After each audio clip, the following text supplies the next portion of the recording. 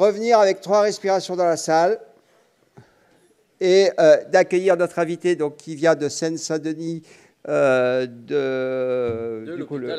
l'hôpital Avicenne, c'est ce que je cherchais. Donc, professeur Laurent Zelec, qui est cancérologue et qui s'intéresse à l'obésité. Donc, obésité et cancer, des choses qui sont très en lien. Et on est avide de vous écouter. Je vous passe la parole. Merci, merci. Alors, j'ai dérivé un peu du sujet initial. Parce qu'obésité et cancer, ça pourrait être très vaste, on pourrait y passer la journée. Et puis, l'obésité, oui, c'est un facteur de risque pour 13 cancers différents. J'ai encore regardé ça dans la littérature. Bref, on pourrait faire quelque chose d'épidémiologique complètement indigeste et que je ne suis pas compétent pour traiter comme sujet parce que, en fait, normalement, je ne devrais pas être là parce qu'un cancérologue est là pour faire des chimiothérapies et s'occuper des traitements des pathologies malignes. Donc, on est très peu à s'intéresser à la question du surpoids. Donc je vais dériver sur le sein qui est dans mon domaine d'expertise et qui est un bon modèle pour comprendre ce qui se passe ailleurs. Et puis le cancer du sein qui est un peu mon histoire et pourquoi je me suis intéressé à ces questions-là. En fait, c'est très simple. Moi, j'ai commencé il y a quelques années à Gustave-Roussy et à une époque où on ne se posait pas la question de ce qui se passait après le cancer. On était déjà content si on avait pu guérir les gens ou au moins les faire vivre un peu plus longtemps. Et notre problème en cancérologie, historiquement, c'était ce qu'on appelait la cachexie, donc les gens maigres. On verra que ce problème n'est pas complètement clos, mais historiquement, on fait partie des rares médecins qui n'étaient pas trop stigmatisants sur les gens en surpoids, et on était plutôt content d'avoir des patients un peu bien portants, puisque ce qui nous inquiétait, c'était quand ils maigrissaient. Et les choses ont changé quand on a commencé à guérir un peu plus de cancer du sein, c'est-à-dire quand j'arrive dans la vie cancérologique active, et j'avais commencé à être un peu perturbé parce que j'avais beaucoup de patientes qui venaient me voir après des traitements pendant des années, qui avaient de l'hormonothérapie et qui avaient des prises de poids dont personne ne s'occupait. Et de fil en aiguille, je me suis intéressé au sujet, de l'après-cancer, et c'est comme ça, quand je suis arrivé à Bobigny, je me suis retrouvé dans l'équipe de recherche à l'époque de Serge Herzberg, donc, qui a entre autres créé la cohorte Nutrinet, le Nutri-Score, et qui a cédé son équipe, la direction, à Mathilde Touvier maintenant. Et forcément, si on s'intéresse à la question du surpoids après cancer, la question de la prévention primaire, elle est conclue dedans, parce que le surpoids après cancer, il y a le surpoids avant cancer, enfin tout est dans tout et réciproquement, comme disait Pierre Dac. Alors, sur le cancer du sein, c'est peut-être le modèle le plus intéressant. Il y a beaucoup de diapos qui vont vous sembler ésotériques, mais ce n'est pas très important. Ce qui est important, c'est l'échange qu'on a. Le cancer du sein, c'est en plus un bon modèle parce que ça fait partie des organes où vous avez un échange d'informations, de protéines, de cytokines entre des cellules graisseuses et des cellules épithéliales qui vont peut-être se transformer un jour en cellules tumorales. Alors, le cancer du sein, comment ça marche? Rassurez-vous, hein, ça va être pire après. Le cancer du sein, comment ça marche? Ça marche comme ça, c'est que vous avez tous les facteurs qui jouent dans la cancérogénèse mammaire. Alors, on ne va pas faire le détail. Ça vous montre d'abord qu'on n'y comprend probablement encore pas grand-chose et que quand on parle d'obésité et cancer, comme dans la plupart des cancers, c'est un facteur de risque parmi d'autres. Donc, ceci pour dédramatiser certaines choses, que je vois certains collègues qui sont très culpabilisants. On reviendra sur les facteurs de risque associés à l'obésité en cancérologie, mais dans le cancer du sein, comme dans beaucoup de cancers, ça joue à la marge. On multiplie les risques par 1,1, 1,2, des fois 1,5 sur certains aspects liés au mode de vie. Et juste pour comparer, 5 coups de soleil dans l'enfance, vous multipliez votre risque de mélanome par 2. Gros fumeur, vous multipliez votre risque de cancer du poumon par 10. Donc on ne boxe pas du tout dans la même catégorie. Et on n'est pas sur des modèles de carcinogénèse univoque. Tabac, poumon, on comprend comment ça marche. Un truc comme ça, la solution, vous voyez bien qu'elle est sûrement pas simple. Les problèmes complexes sont rarement des solutions simples. Et la deuxième chose, ça aussi, le schéma en lui-même n'a pas un grand intérêt, c'est juste pour vous montrer ce qui se passe quand on a le cancer, parce qu'on va parler après de cette question-là. Les cancérologues, on l'entend, étaient tumeurs centrées. Donc nous, ce qui nous intéressait, c'était le truc au milieu, la tumeur, il fallait que ça diminue. Et c'est vrai que globalement, si on arrive à la faire diminuer ou à l'enlever, les gens vont mieux, voire vont guérir. Il y a tout le reste. La tumeur va interagir avec le tissu graisseux, va interagir avec le tissu musculaire. D'ailleurs, les deux vont ensemble. Et tout ça contribue au pronostic. Donc c'est des phénomènes beaucoup plus complexes que ce qu'on a pensé, et que ce soit en cours de traitement ou en post-traitement, l'idée actuelle, c'est d'essayer d'être un peu moins tumeur-centré. Et on verra que c'est en particulier vrai pour l'après-cancer. Donc, ce n'est pas tout d'avoir le traitement antitumoral optimal. Maintenant, on va rentrer dans le cœur du sujet. Il y a 3 questions, en fait, que je voudrais traiter. La première, c'est l'obésité en tant que facteur de risque. Pour ça, on a des idées à peu près claires. La deuxième question, qui est importante, mais qui va un peu avec la première, c'est est-ce que l'obésité est un facteur pronostic? Est-ce que quand on est en surpoids et qu'on a un cancer, c'est plus grave? Si vous revenez à ce que je vous ai montré avant, ce que je vous remontrerai après, la cellule tumorale, elle interagit avec les lipides, avec les cellules adipeuses, avec la graisse viscérale. Donc il y a quand même quelques éléments qui laissent supposer que les gens qui sont en surpoids ont peut-être des cancers différents. Et peut-être dans certains cas des cancers du sein plus graves. Mais c'est des choses qui sont très difficiles à démontrer. Et puis il n'y a probablement pas que les adipocytes qui jouent là-dedans. Il y a aussi la question de la masse musculaire. Et puis la dernière chose, c'est l'après-cancer.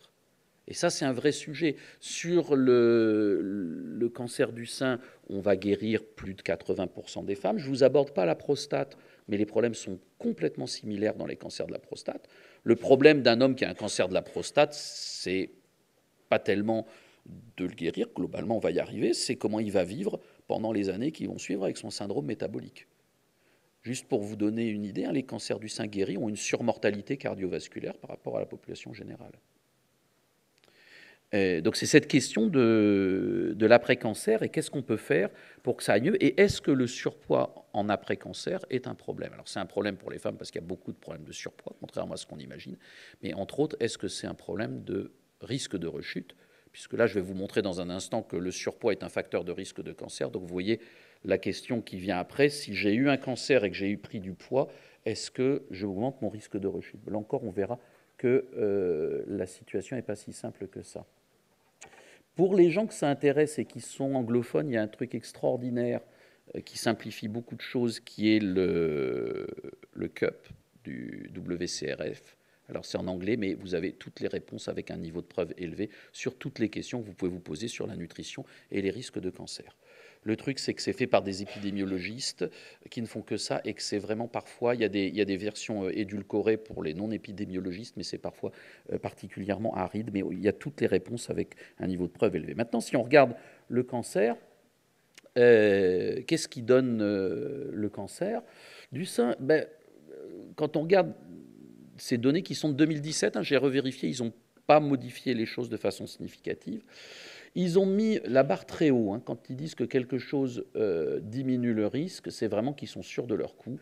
Et quand quelque chose augmente le risque, c'est pareil. Donc en gros, ces choses-là sont des choses qui sont tellement démontrées qu'on ne reviendra pas dessus. C'est pour ça qu'ils mettent la barre très haut pour ne pas avoir à changer les trucs tous les 10 ans.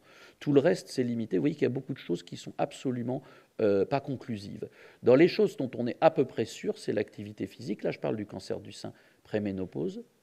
C'est la taille à l'âge adulte, et on verra que ce n'est pas qu'une histoire de poids, c'est d'autres choses comme la consommation alcoolique, c'est la taille à la naissance, et puis c'est le surpoids, alors, en tout cas l'adiposité corporelle. Ça, il y a un problème déjà, parce que je vous ai dit que ça augmentait le risque de cancer, l'obésité. En fait, pas tout le temps. Ça, vous avez un très bon contre-exemple. Dans le cancer du sein avant la ménopause, ça diminue, il y a un effet protecteur du surpoids. Et dans le cancer du sein après la ménopause, il y a un effet qui augmente le risque. Là, ça devient embêtant parce qu'on vivait avec des idées sur le cancer du sein qui étaient très simples jusqu'il y a 20 ans, 30 ans. On disait la graisse fabrique des hormones, ça on le sait, il y a une synthèse ectopique d'hormones féminines, d'estradiol au niveau adipeux, au niveau surrénalien. Donc probablement plus il y en a, plus il y a d'estradiol. Plus il y a d'estradiol, moins c'est bon pour le cancer du sein. Ça ne tient absolument pas la route comme raisonnement, puisque le cancer du sein augmente à la ménopause quand il y a moins d'estradiol. Et en plus, l'adiposité est protectrice avant la ménopause et devient délétère après la ménopause. Donc il y a un truc qui ne va pas. Et ça, vous voyez, on le montre très bien. Là c'est juste indigeste, mais vous voyez toutes les études. Et là, vous voyez ce qui se passe. Risque avant la ménopause, je fais la méta-analyse. Et là, vous avez risque après la ménopause. Alors, un petit truc, hein, je vous avais dit que les risques étaient faibles. Vous voyez que là, on a le risque 1, là on augmente 2,2, là on a 0,45. Vous voyez qu'à chaque fois qu'on prend 5 kg d'index de masse corporelle, on augmente de ça. Donc ce n'est pas grand-chose hein, comme risque par rapport à d'autres carcinogènes environnementaux. C'est des choses qui sont réelles, mais qui jouent quand même plus à la marge que d'autres carcinogènes. Mais vous voyez très bien là ce qui se passe chez les femmes. Vous avez vraiment un effet qui n'est pas le même avant et après la ménopause. Alors l'explication qui tient la route, c'est que c'est lié probablement au type d'adiposité. On n'a pas le même, comment dirais-je, le même type d'adiposité avant et après la ménopause, avec l'idée qu'après la ménopause, vous avez plus de graisse viscérale et qu'avant, vous avez de la graisse périphérique, qui n'a pas du tout le même rôle au niveau métabolique. Mais il n'y a pas que ça. Je vous mets ici des références bibliographiques qui sont un peu anciennes. Il y a la question donc, du type d'adiposité. Déjà, là, vous avez, par exemple, l'effet du tour de taille et du rapport taille-hanche. On voit bien quand même qu'il y a un truc qui se passe à ce niveau-là.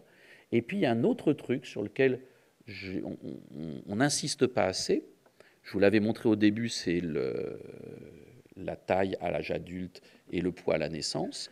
C'est que dans la plupart de ces cancers, c'est une histoire qui se joue tout au long de la vie. Et on a une masse maintenant de données dans la littérature qui montrent que certes, le surpoids est un facteur de risque et tout ça, mais la courbe de croissance et les variations pondérales durant l'enfance sont aussi des facteurs de risque. Donc en fait, c'est toute une histoire d'une vie. Et on montre par exemple que la taille à la naissance est un facteur de risque. Là encore, vous voyez que c'est des tout petits facteurs de risque. Vous voyez que quand on augmente de 5 cm sur les courbes de croissance par rapport à la norme, chez les enfants, vous voyez de combien on augmente. On n'est même pas sur du 1,2 d'augmentation de risque. Je vous rappelle, tabac x 10. Là, on est x 1,2. Et pareil sur l'index de masse corporelle. Donc vous voyez que c'est quelque chose qui est beaucoup plus complexe que tout ce qu'on a imaginé jusqu'à présent. Ce n'est pas simplement une question d'index de masse corporelle et de poids. C'est une question d'histoire de vie, de type d'adiposité et probablement d'autres facteurs qu'on ne comprend pas. Donc l'idée du cancer du sein aujourd'hui, mais ça c'est intéressant parce qu'on peut le transposer dans d'autres pathologies tumorales, bah, c'est quelque chose qui ressemble un peu à ça. Oui, avant, on n'avait que la partie du haut. On avait, j'ai sauté de diapo, augmentation de la masse corporelle, diminution des androgènes, augmentation des estrogènes, et ça donne le cancer du sein. On n'avait pas compris les 2 tiers du schéma. On sait maintenant que les adipokines, les ptinadiponectines, sont dans certains contextes des facteurs de croissance pour les tumeurs. On sait que dans la graisse viscérale, vous avez tout un tas de protéines d'inflammation qui ne sont pas très bonnes pour la santé. Et ça, c'est des facteurs angiogéniques et c'est des facteurs de croissance pour des cellules tumorales ou des cellules en voie de transformation. On sait que les perturbations de l'axe insuline-IGF jouent aussi sur la croissance tumorale. Il y a des cellules tumorales qui ont des récepteurs à l'IGF. Et donc, vous voyez qu'on a ce schéma-là. Et là où ça devient intéressant, c'est qu'on comprend que ce schéma, il est un peu ubiquitaire. Si on accepte cette histoire d'hormones qui est peut-être pas le truc le plus crucial dans le cancer du sein, aussi contre-intuitif que ça puisse paraître, mais tout le reste, vous pouvez le mettre dans le cancer digestif, vous pouvez le mettre dans le cancer de la prostate, vous ne le mettez pas dans le cancer du poumon, encore qu'on pourrait se poser des questions sur les cancers du poumon des non-fumeurs. Mais donc vous avez ces mécanismes ubiquitaires. Et ce n'est pas qu'une question de poids, et un des meilleurs moyens de réguler tout ça, mais c'est hors sujet aujourd'hui, c'est l'exercice physique. C'est pour ça que tous les programmes actuellement de prévention incluent l'exercice physique dans l'intervention. Ce n'est pas qu'une question nutritionnelle.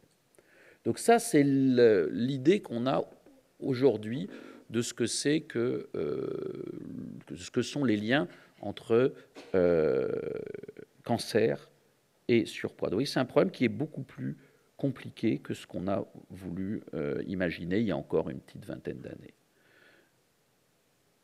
Alors, deuxième groupe de questions, est-ce que ça donne des cancers du sein?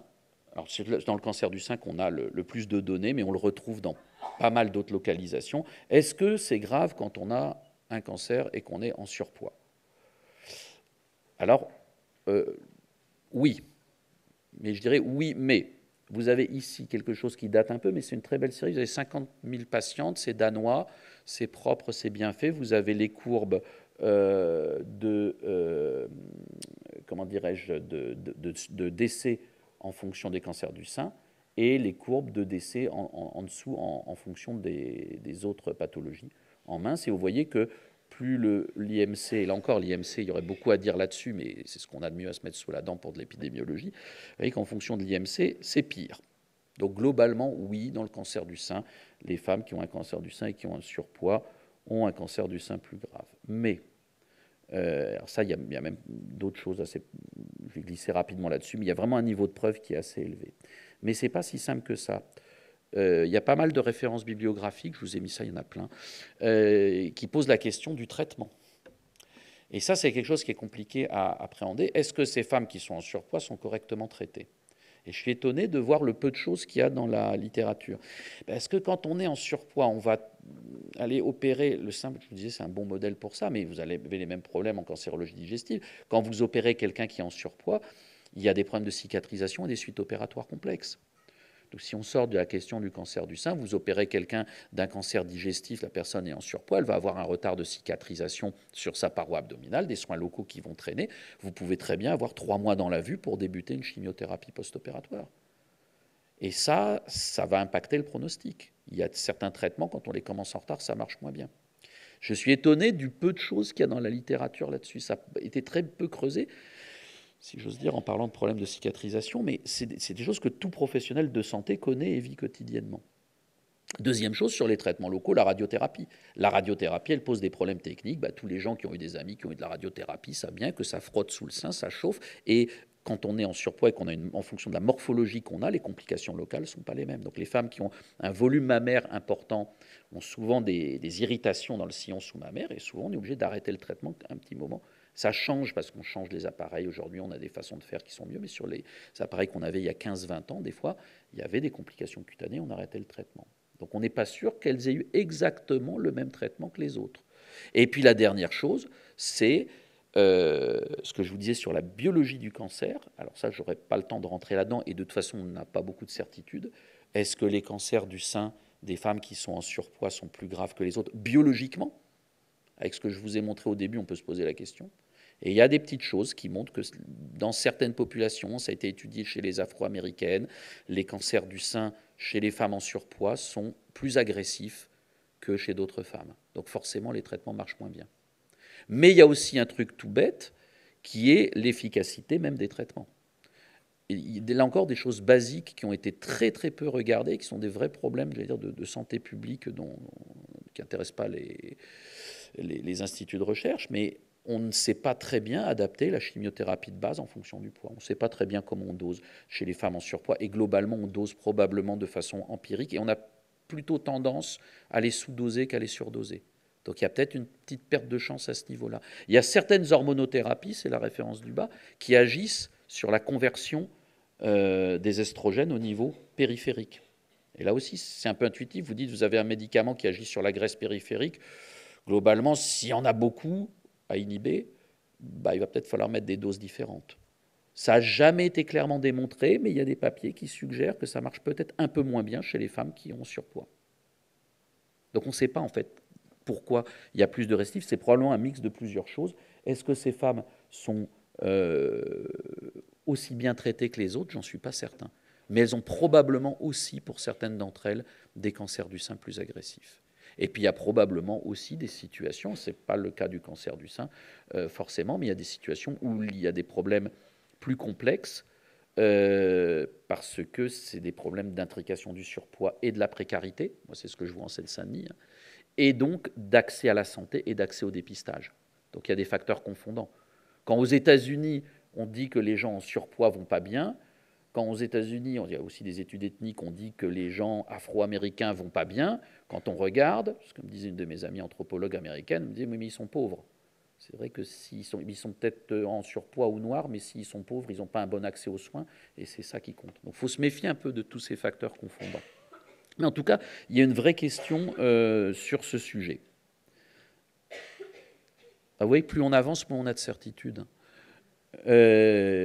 La deuxième chose, et ça je vous en parle brièvement, mais je vous ai parlé du muscle, il commence à y avoir des travaux sur la masse musculaire au moment du diagnostic.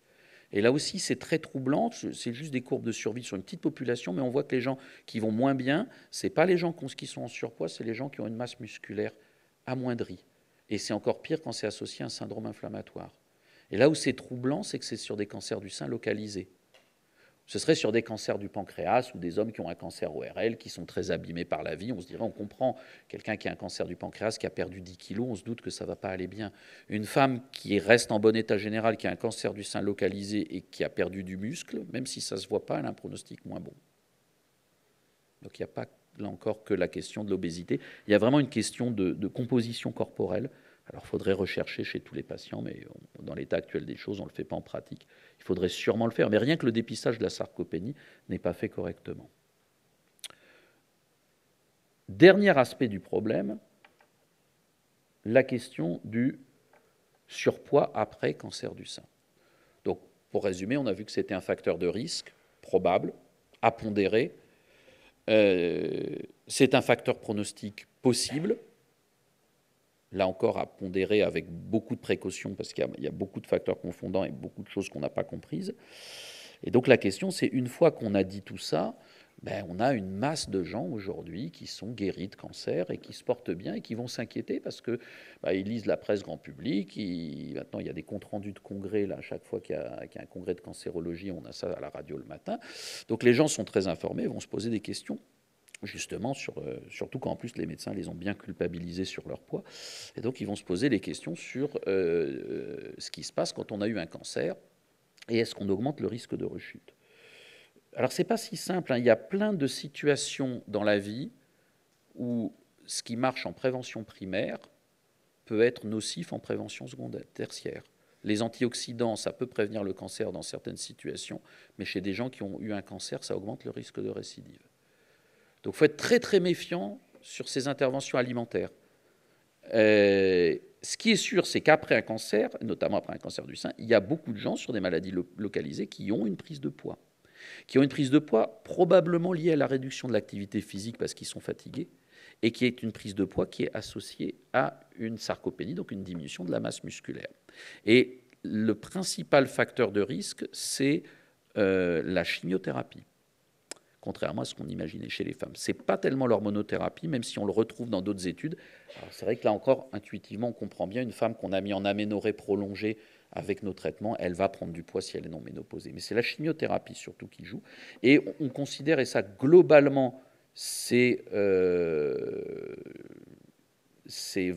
reste vrai encore aujourd'hui, on a une bonne moitié des femmes qui vont prendre du poids à l'issue de leur chimiothérapie, et un quart qui va prendre vraiment beaucoup, beaucoup de poids, hein, plus de 10% du poids initial. Et on a 10% de ces femmes en prise de poids qui vont revenir à leur poids de base. Évidemment, plus c'est important, plus c'est compliqué à traiter. Il y a un quart de femmes qui ne prennent pas de poids et un petit quart de femmes qui perdent du poids, et là, ce n'est pas marqué dans les livres, mais par expérience, c'est celles qui vomissent beaucoup sous chimiothérapie. Alors, il y a des choses intéressantes qui permettent de répondre à la question. Il y a des essais d'intervention en cours. Ça met beaucoup de temps à se faire, hein. C'est plus compliqué qu'un essai avec du médicament. Mais vous avez, à ce jour, sur le poids, un grand essai d'intervention qui date un peu. En fait, l'idée, c'était de réduire les apports en graisse, toujours avec cette idée que le cholestérol, c'est le précurseur de l'œstrogène. Si vous diminuez les apports en cholestérol, vous allez diminuer la synthèse d'estrogène. Si vous diminuez les apports en graisse, vous allez diminuer la conversion périphérique et tout ça. Donc, c'était vraiment une idée très basique des hormones dans le cancer du sein. En fait, ce qui se passe, c'est qu'avec ce régime-là, elles ont maigri aussi. Et quand on regarde le nombre de rechutes, mais là encore, vous voyez que ça joue vraiment à la marge. Oui, quand on regarde la courbe du haut, c'est les patientes qui n'ont pas fait leur régime, qui étaient dans le bras contrôle, elles ont un peu plus de rechutes que dans le bras expérimental. Là encore, vous regardez les chiffres, ils sont très très faibles, hein. On est sur des tout petits pourcentages. L'échelle, elle s'arrête à 30% là-haut, hein. Le truc, c'est que ça, c'était sur la première analyse, ça n'a pas été démontré sur la deuxième. Et sur la deuxième, par contre, ce qui reste vrai, c'est que ça marche sur les femmes qui ont des tumeurs RH négatives, donc sans récepteurs hormonaux, donc des femmes qui ont des tumeurs qui ne sont pas hormonosensibles. Donc là, si vous avez suivi ce dont je vous ai parlé au début, on ne comprend plus rien. Pas nous, hein, parce qu'en fait, on s'attendait à ce que ça marche sur des tumeurs hormonosensibles, parce que l'idée, c'est de faire de l'hormonothérapie alimentaire en réduisant les graisses. Et c'est sur les autres tumeurs que ça marche s'il se passe quelque chose. Donc il y a quelque chose qui ne colle pas. Et l'idée qui tient la route, c'est qu'en fait, ce n'est pas la question de l'estradiol circulant, c'est la question de l'amaigrissement et peut-être de tout ce que je vous ai montré au début, de tout l'axe insuline, IGF-1, mais ça n'a pas été très bien étudié dans cette étude qui date un peu. Il y a d'autres travaux en cours, mais pour le moment, on en est là et ça avance peu. Alors, il y a un travail intéressant sur donc justement l'après-cancer qui a été conduit sur 15 000 femmes. Donc ça va être difficile de faire mieux. Et vous avez, là c'est amusant, parce qu'il y a le communiqué de presse du Congrès où il disait que la prise de poids aggravait le risque de rechute, de même que la perte de poids, sur les prises de poids, les pertes de poids de plus de 10% du poids initial. Ça, c'est ce qu'ils avaient dit dans le press release. Et ça, c'est la publication définitive. Et la publication définitive, elle nous montre ça. Alors, c'est compliqué, parce qu'en bleu, il y a une population chinoise. Il y a 5000 femmes de Shanghai. Alors là aussi, c'est une digression, mais c'est un point intéressant. Moi, j'étais allé en faire des cours en Chine il y a 25 ans. En Chine, il y a 40 ans, les cancérologues me disaient, nous, on n'a pas de cancer du sein. Moi, je me souviens d'avoir discuté avec un cancérologue japonais il y a 30 ans qui me disait le cancer du sein chez la femme au Japon est aussi fréquent que le cancer du sein chez l'homme chez vous. Alors, c'est un peu moins vrai. Et il y a aujourd'hui en Chine, depuis qu'ils ont occidentalisé le mode de vie, vous avez une incidence du cancer du sein et une morphologie des femmes qui change. On voit des bons essais qu'on ne voyait pas avant. Donc eux, ils ont ce problème-là. Il y a eu 5000 femmes chinoises. Et tout ça pour vous dire que donc ils ont fait deux populations différentes. Mais si on regarde les femmes américaines, qui nous ressemblent peut-être un peu plus, encore que, vous voyez que ce qui est significatif, la prise de poids, en fait, ça augmente un petit peu le risque, mais pas de beaucoup. Vous voyez, ça a encore sauté, on est à 1,2, c'est pas grand-chose.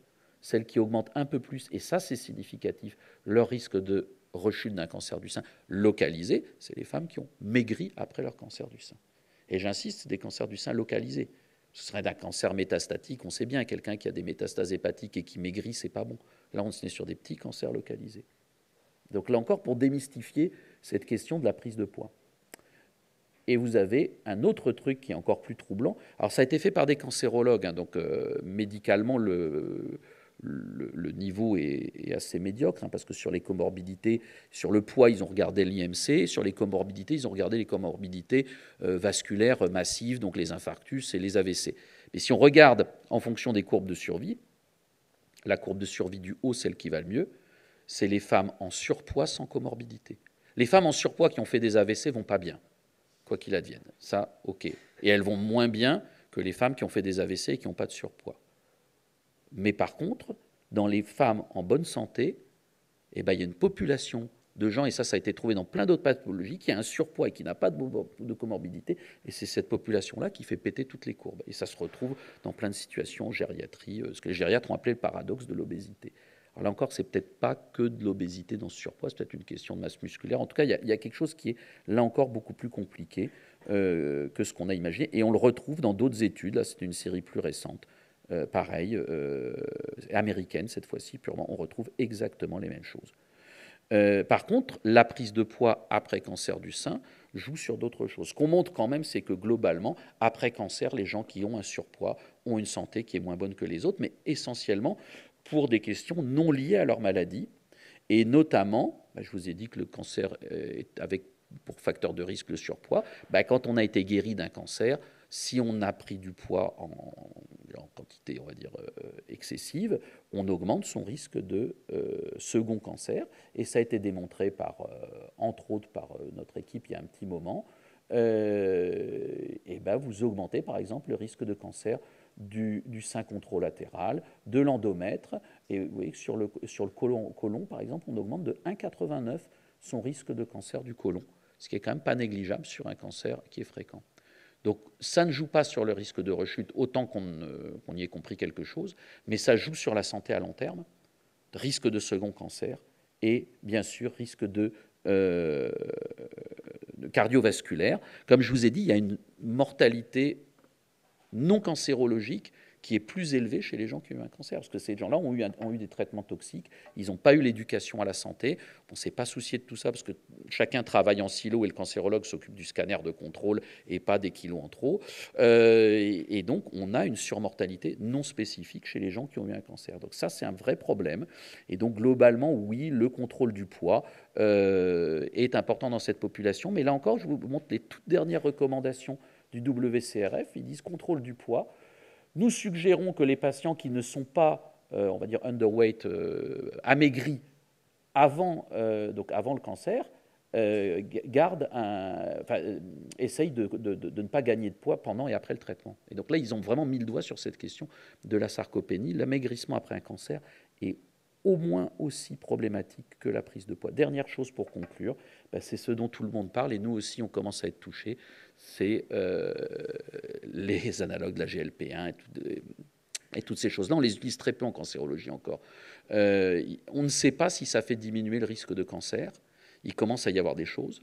Ça fait diminuer la densité mammographique, qui est quand même un marqueur de risque, donc on peut subodorer certaines choses. On sait que ça n'augmente pas le risque de cancer, parce que je vous ai dit, il y a des fois des raisonnements mécanistiques qui sont faux, donc ça n'augmente pas a priori le risque de cancer, et il commence à y avoir des petites choses avec un niveau de preuve très faible qui suggèrent que ça pourrait jouer sur le risque de cancer dans certaines populations. Après cancer, on a quelques données dans le cancer du sein qui sont très fragmentaires, et curieusement, les femmes qui ont eu le cancer du sein et qui prennent des analogues de GLP-1 pour maigrir, on a l'impression que ça marche un peu moins bien que dans la population générale, peut-être parce qu'elles sont sous hormonothérapie. Enfin, il y a quelque chose qu'on n'a pas encore compris, mais c'est un sujet qui commence à être émergent en cancérologie. Mais vous voyez que là, cette publication, elle est hyper récente, hein, elle a juste quelques semaines, et c'est vraiment des choses dont on commence tout juste à parler. Je pense qu'on va rebondir là-dessus dans les années qui viennent. Voilà ce que j'avais à vous dire sur ce sujet. J'espère pas avoir trop débordé, qu'on a le temps pour quelques questions. Merci en tout cas.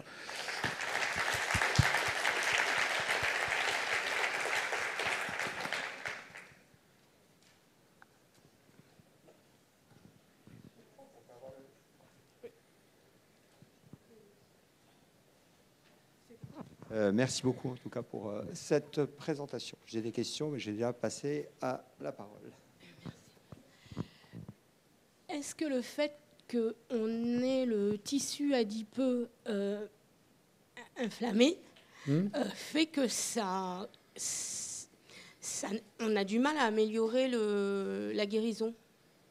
Je pense que c'est deux choses différentes, parce que quand on parle d'inflammation, c'est au niveau de la graisse viscérale, pour être très schématique.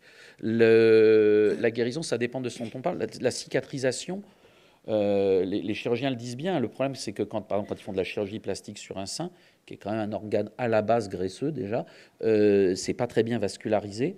Et plus c'est gras, moins c'est vascularisé, moins c'est oxygéné, moins ça cicatrise bien. Donc le problème, il est là, il est à ce niveau-là. Et après, les questions de syndrome métabolique et de protéines de l'inflammation, pour être très schématique, ça va plus avec la graisse viscérale et la stéatose hépatique. Et ça joue probablement sur la biologie tumorale. Mais est-ce qu'on métastase plus vite? Non, on n'en sait rien.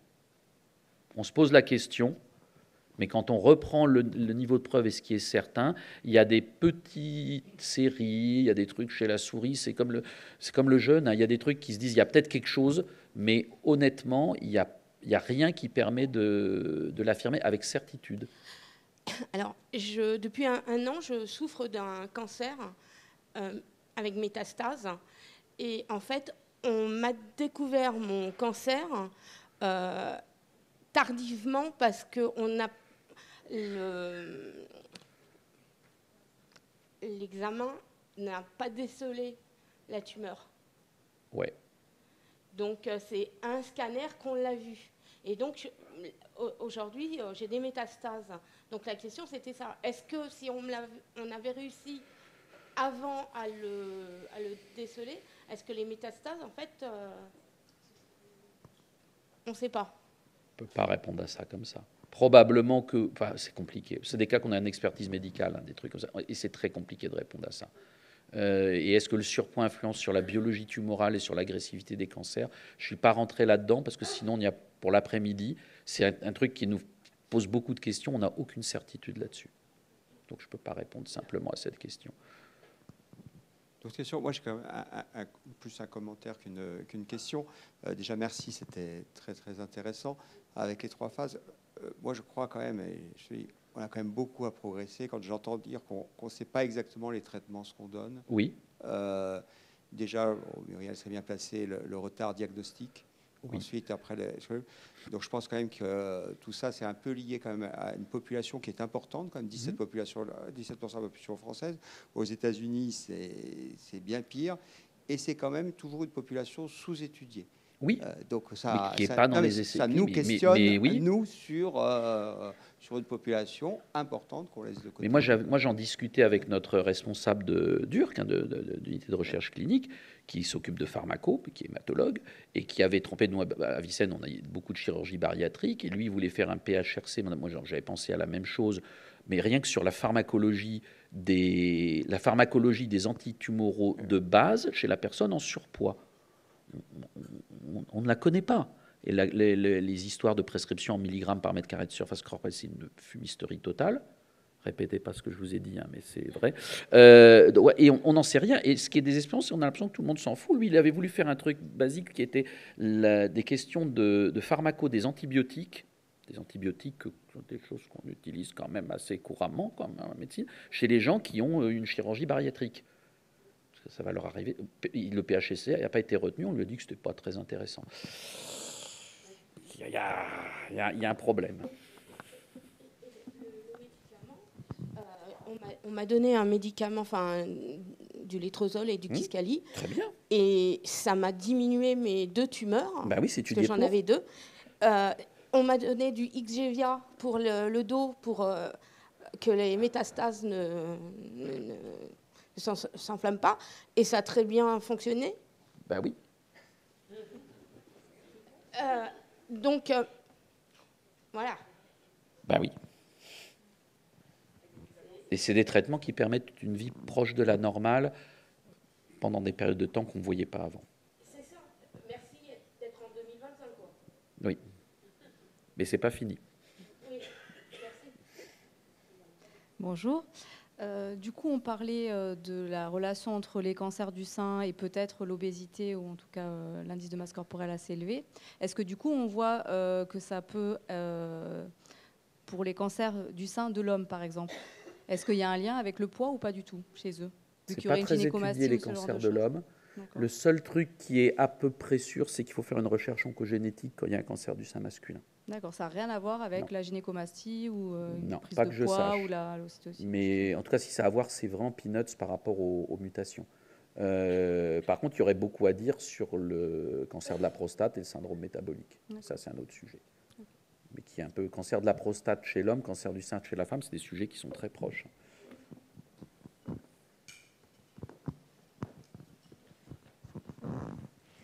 Il y a une semaine ou 2, j'ai été interpellée par un médecin, je crois que c'est au niveau d'une émission télévision, qui disait qu'après la ménopause, les femmes systématiquement devaient avoir des hormonothérapies. Et je me souviens que dans les années 80-90, ça a été la mode de la DHE. Ouais. Et qu'est-ce que vous pensez donc on est revenu, la question de l'hormonothérapie, elle est plus complexe que ce qu'on a pensé. Après, je n'ai pas de commentaires sur les indications de traitement hormonal substitutif. C'est hors sujet. C'est des choses qui sont bordées, il y a des conférences de consensus. Et on est revenu sur l'idée que ça donne le cancer. Ça a été vu aux États-Unis, ça n'a pas été confirmé en France. On n'a pas le même type d'hormonothérapie. Après, il faut être prudent et le donner dans les bonnes indications chez les femmes qui ont vraiment des troubles qui le justifient. Mais on a un peu révisé nos craintes à la baisse sur la question du THS. Moi, j'ai une question qui m'est venue, qui s'éloigne un petit peu de l'obésité, mais qui est sur la nutrition. Quand j'entendais ces théories d'hormones qu'on remet un peu en question, on entend régulièrement dire que le soja à éviter, comme on est quand même un certain nombre de personnes à faire de la nutrition, à éviter chez les femmes qui ont une orientation de cancer du sein. Moi, j'ai un petit peu regardé la littérature. Les preuves m'ont l'air extrêmement limitées, y compris dans les cancers hormonosensibles. Oui, c'est très ténu. Le seul truc qu'on dit, mais ça, c'est du bon sens, c'est que ce qui est à éviter, c'est les compléments. Mais sinon, le soja à dose nutritionnelle, il n'y a pas vraiment de crainte à avoir. On n'empêche pas les femmes qui ont eu un cancer de manger du soja. Il faut arrêter les conneries. Le lait, c'est pareil. Enfin, on leur a déjà suffisamment pourri la vie. L'alcool en quantité modérée, mais comme tout le monde. Voilà, mais le soja, non. Après, ce qui est néfaste, c'est les compléments à dose non nutritionnelle. Mais ça, après... Là, je vais rebondir aussi sur une chose que vous avez dite, c'est les antioxydants. Oui. J'ai eu une dame hier qui m'a dit « J'ai eu un cancer du sein, on m'a conseillé de prendre de la vitamine E ». Les compléments en vitamines et en vitamines antioxydantes, attention, méfiance. Les nutriments dans l'aliment, oui. Les nutriments purifiés. Il y a des études où il y a eu plus de rechutes chez les gens traités, notamment pour les cancers ORL et les cancers bronchiques. Et moi, quand les gens me posent la question, je leur dis, mais faites-vous un jus d'orange tous les matins, vous les aurez, vos antioxydants. Alors nous, nutritionnistes, on met un peu la limite sur le jus d'orange. Ah. Moi, j'en prends, mais bon. Parce que ça fait mettre beaucoup d'oranges. Manger une orange. Ah oui, ça fait bouffer une orange. Mais Serge Herberg, ils sont d'accord. Hein, c'est dans Nutrinet. Alors le seul truc, mais là on déborde vraiment du sujet, le seul truc c'est la vitamine D. Oui, voilà, ça c'est. On est et d'accord. encore, on n'est pas sûr que ça diminue le risque de cancer, mais quand même, puis au prix que ça coûte, et c'est tellement bien pour le reste, que de toute façon, c'est dommage de s'en priver. On est à peu près sûr qu'on ne fait pas de mal avec celle-là. Voilà. C'est déjà pas mal. Voilà. Mais sinon, tous les autres compléments, il n'y a pas de raison. Si on n'est pas carencé, on n'est pas carencé. Il n'y a pas de raison de bouffer des vitamines comme ça. Et si on est carencé, est mort. Hein. Et si on est carencé, vaut mieux une alimentation diversifiée qui amène l'ensemble des nutriments que des compléments. Oui. Après, moi, je dis de temps en temps des femmes mais qui sont, quand elles sont, nous, on a des problèmes de carence martiale. C'est vrai, quand on a une carence martiale avérée et qu'on est anémique, mais c'est autre chose. Moi, j'ai de temps en temps des femmes qui ont des carences en folate B12, qui ont une anémie. Bon, d'accord, là, il faut. Mais il y a quelque chose. Elles ont une anémie et un problème de santé. Mais sinon, non. Moi, j'ai une question par rapport à ce que vous avez évoqué de ces enfants qui naissent petits, dont on sait qu'ils ont une prédisposition aux pathologies cardiovasculaires par le biais des mécanismes métaboliques, etc. Est-ce que ceux-là, ils feront des cancers plus que les autres? Je ne sais pas répondre à la question. Je n'ai pas vu de choses dans la littérature, je n'ai pas vu de publication récente sur toutes ces données anthropométriques à la naissance. Et quant à ce que vous disiez de la pharmacologie, disons des doses à utiliser en obésité, chez l'enfant, pour les médicaments les plus standardisés que sont le paracétamol et les antibiotiques, les algorithmes de prescription, ils ont leurs limites, on les connaît, mais personne ne veut s'intéresser à ça. Non. Moi, je confirme, chez l'enfant, on a essayé de le faire aussi, on a fait faire une thèse et tout ça. Au-delà, on a voulu aller plus loin. Oui, mais moi, sur certains médicaments antitumoraux, il y en a de plus en plus par voie orale. Nous, on a la chance de ne pas être trop gros comme centre, donc on peut encore faire du sur-mesure. Et on fait du monitoring des taux plasmatiques pour certains médicaments.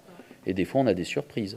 Moi, j'ai des gens qui prennent des médicaments qui sont en dessous des doses théoriques. Normalement, je ne devrais pas donner à ces doses-là et qui sont parfaitement dans des taux sériques efficaces. Et j'ai des trucs inverses de gens qui prennent des doses normales et qui sont complètement sous-dosés en réalité.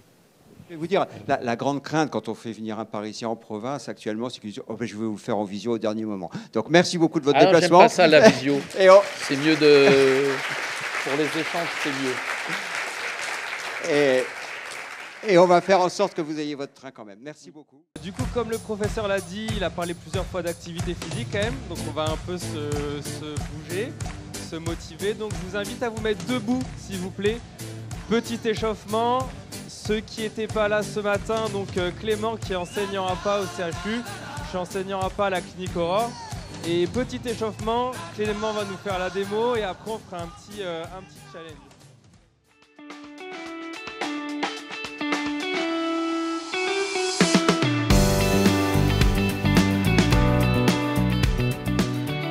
Et on accueille nos deux témoins associatifs. Muriel et prénom. Et Casquine. Muriel et Casquine. Qu'on applaudit.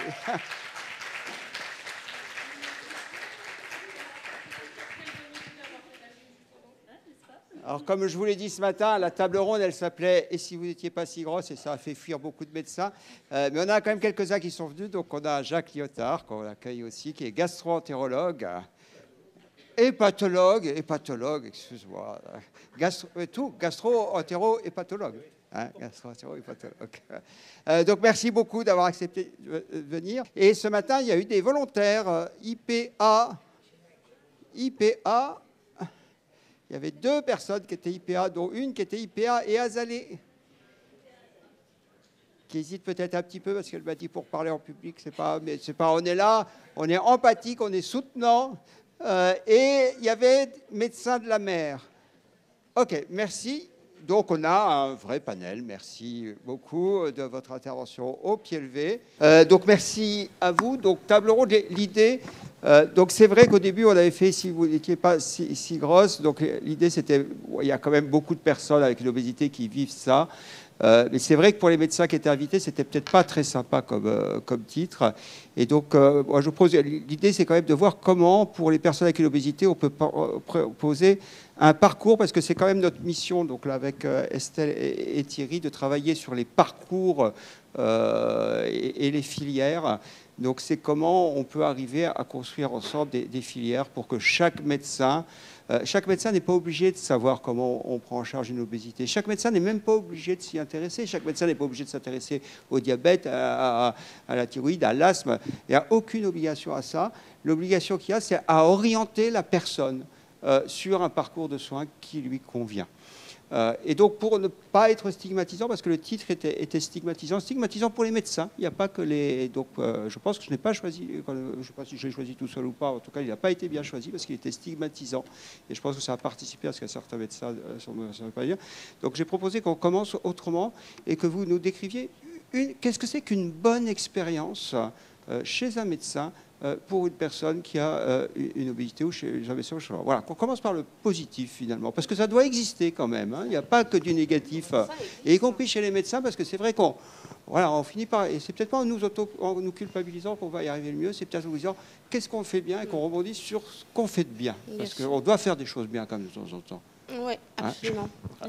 Donc c'est Muriel qui commence. Tu veux Allez, assez vite. Bon, ben alors voilà, moi je suis Catherine Fabre, donc je suis membre depuis l'origine de la Ligue contre l'obésité au conseil d'administration, au conseil patient. J'avais une association aussi, je viens des Bouches-du-Rhône. Et donc moi je suis soignée à Montpellier, au CHU de Montpellier, depuis 2008. Et pourquoi ? Parce que sur Marseille, je n'avais pas trouvé les bonnes personnes, on va dire ça. Et quand je suis arrivée en 2008 sur Montpellier, la bonne prise en charge, ça a été, on m'a hospitalisée pendant une semaine, on a été très bienveillants, très à l'écoute, on m'a fait tous les examens possibles et inimaginables, et on m'a déculpabilisée au maximum. Tous les après-midi, une petite anecdote, on me portait un yaourt, un thé et 2 petites galettes au chocolat, à tel point qu'au bout de 2 jours, j'ai demandé à la diététicienne, je pense qu'on se trompe de personne. Et elle me dit, mais pourquoi ? On me porte des galettes au chocolat tous les après-midi. Et elle me dit, oui, vous m'avez dit que vous aimiez le chocolat. Je dis, mais je ne peux pas manger du chocolat. Mais pourquoi ? Parce que je vais grossir. On m'a dit qu'il ne fallait pas manger de chocolat. Et là, voilà, petit à petit, on m'a apprivoisée, on m'a reconstruite, que ce soit en diététique, que ce soit en psychologie, que ce soit les médecins avec leurs examens et toute leur bienveillance. Et ça m'a amenée en 2010 à une première intervention chirurgicale, une sleeve, et à rentrer dans un parcours de soins, et puis maintenant dans un combat de ma vie, quoi, voilà, avec la Ligue et les témoignages. Et je me suis formée à l'ETP, je suis patient partenaire, enfin pas partenaire, mais patient expert, etc. Et du coup, j'apporte mon témoignage, j'apporte mon aide à d'autres personnes qui sont dans ce parcours. Et il faut se dire, voilà, je pense que l'écoute, le partage et essayer de comprendre, même si on n'a pas toutes les clés, parce que moi on m'a dit, on n'a pas toutes les clés pour vous aider, vous n'allez pas sortir de l'obésité, peut-être, et c'est ce qui se passe, mais on est là pour vous, on est là pour vous écouter, on vous croit. Voilà. Et ça, c'est formidable. Voilà. Quand vous croyez vos patients, je peux vous dire, vous avez déjà fait 80% du travail, quoi, du chemin. Voilà. Quand on croit nos patients. Oui, c'est ça. Oui, mais ça j'insiste. Pas tous des menteurs. Mais alors moi, je ne suis pas là pour rebondir. Alors, donc moi je suis Muriel Bismuth, présidente de l'association Pois Chiche. Donc je souffre d'obésité depuis l'âge de 3 ans. Avec des parcours étant jeune, j'habitais à Paris. Ma mère m'a emmenée dans des dispensaires. On m'a donné du Dinatel, on m'a donné de l'isoméride. J'ai fait le yo-yo toute ma vie.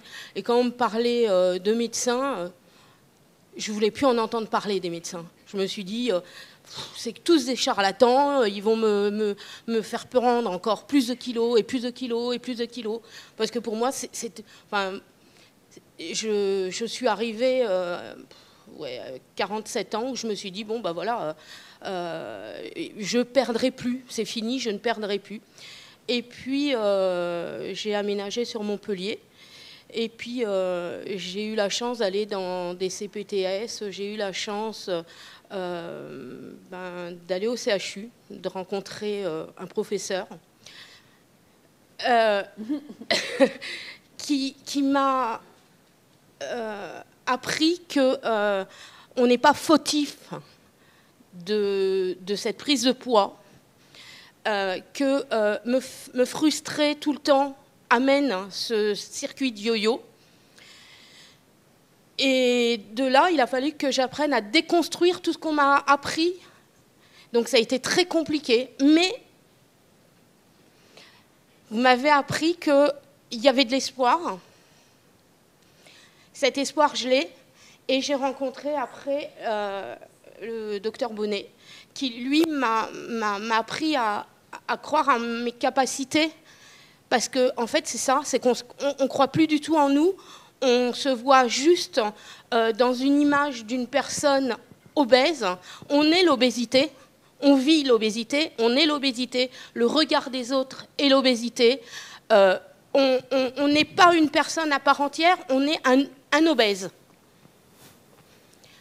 Et ça, le CHU m'a appris à reconnaître la sensation de faim, la sensation de satiété que j'avais pas, que j'avais perdu. Durant toutes ces années, je l'avais perdu, cette notion. Et bon, il y a un an, il y a quand même un cancer qui est passé par là. Mais en tous les cas, j'ai perdu du poids. On a réussi à me faire perdre du poids, mais surtout pas en reprendre. Alors oui, j'ai pas perdu tous les kilos qu'il faudrait, mais en tous les cas, je crois en moi aujourd'hui et je sais que je suis sur la bonne voie. Et c'est ça le principal. Voilà. Merci, Muriel. Donc Jacques, tu as le micro. Peut-être une question, donc toi, pas une expérience positive en médecine, mais rebondir déjà sur ce qui a été dit. Et puis finalement, quand tu te retrouves avec une personne, ça doit t'arriver en tant qu'hépatologue, avec une obésité importante, est-ce que tu estimes que tu as toutes les ressources autour de toi, toutes les filières que tu connais? Donc les deux questions, en rebondissant peut-être déjà. Les deux questions, je suis confronté à cette pathologie dans deux cadres. Soit dans un parcours de soins déjà identifié, c'est-à-dire la personne a une chirurgie bariatrique qui est programmée, ou en tout cas envisagée. Et donc, on adresse le patient pour gastroscopie parce qu'il faut regarder son estomac avant de l'opérer. Ça, c'est le premier point. Le deuxième point où nous, en tant qu'hépatologue, on voit les patients, c'est bien sûr quand ils ont une stéatose, c'est-à-dire un foie gras qui peut se compliquer de foie enflammé, qui peut arriver vers la cirrhose. Donc, c'est là que nous, on intervient. Ce que vous dites est très vrai. Un patient n'est pas quelque chose. Un patient a quelque chose, quelle que soit sa pathologie.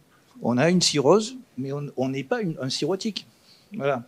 On a je ne sais quoi, mais on n'est pas la maladie. Il faut déconstruire ce raisonnement. Et un patient n'est pas responsable de ça non plus. Je crois qu'il faut désacraliser le côté moral. Il faut s'en tenir au plan technique. Pour répondre à la question, est-ce qu'on a tous les moyens? À Montpellier, oui. J'exerce à l'Institut Mutualisme montpellierin, on a tous les moyens. On est en réseau avec l'hôpital, on a tous les moyens. Nous, en tant qu'hépatologue, si on voit un patient qui a une stéatose hépatique, il faut penser que sa mortalité dépend à 40% d'événements cardiovasculaires, à 30% d'événements cancéreux et seulement à 20% d'événements hépatiques. Donc c'est éminemment une pathologie générale et plurisystémique. Donc c'est certainement pas l'hépatologue qui tout seul va prendre en charge son patient. Il faut effectivement encadrer tout ça dans une prise en charge globale et dans un parcours très bien établi. Merci. Je crois. Alors après, vous êtes médecin, c'est ça? Parce que c'est donc peut-être médecin finalement généraliste ou pas? Alors, non, c'est un petit peu particulier. Les médecins des gens de mer, en fait, on s'occupe des marins pêcheurs, des marins du commerce, pour leur aptitude, leur prévention. Et en fait, sans notre sésame de l'aptitude, ils n'ont pas le droit de travailler, un peu comme dans l'aéronautique. Et donc, on a la chance de pouvoir les attraper au moins une fois tous les ans ou une fois tous les 2 ans. Et le service santé des gens de mer de Sète gère 4 départements, qui est tout littoral occitan. D'accord. Et donc, pareil, les mêmes questions, rebondir sur ce qui a été entendu. Et quand je me retrouve à une personne, et ce matin, vous m'avez dit qu'il y en avait beaucoup, qui ont un problème de poids, est-ce que j'ai le sentiment d'avoir les ressources, la capacité d'orienter ces personnes? Alors, en tout cas, mon équipe et moi-même, on est très sensibilisés au sujet de la prise en charge, parce que je suis également addictologue, donc forcément, la prise en charge globale des patients me paraît importante en termes de prévention. Mais souvent, comme on a une approche qui est très différente de ce qui se faisait avant, qui est « vous êtes gros maigrissez, sinon vous n'êtes pas apte ». Là, nous, on arrive par derrière avec l'entretien motivationnel et TCC. Là, on va se former à l'éducation thérapeutique pour les élèves du lycée de la mer qui sont des tout petits, tout jeunes futurs marins, mais qui ont déjà des problèmes de surpoids et de comportement alimentaire beaucoup. Donc, on essaye de repérer, de leur parler. Et là, la difficulté, c'est qu'étant étiqueté médecin donnant l'aptitude, ils savent pas trop s'il faut nous dire, pas nous dire. Et en fait, on a beaucoup de gens qui, au départ, arrivent chez nous en se disant « bon, je suis gros, c'est bon, lâchez-moi ». Et souvent, on se rend compte qu'ils n'ont pas du tout de prise en charge globale. Il peut y avoir des erreurs manifestes au niveau alimentaire, une vie compliquée, parce qu'ils travaillent quand même beaucoup la nuit aussi. Et puis, il peut y avoir aussi d'autres pathologies. Donc, notre travail est vraiment de commencer cette prise en charge globale. Il y en a, le dernier bilan date de 1982. Vous voyez.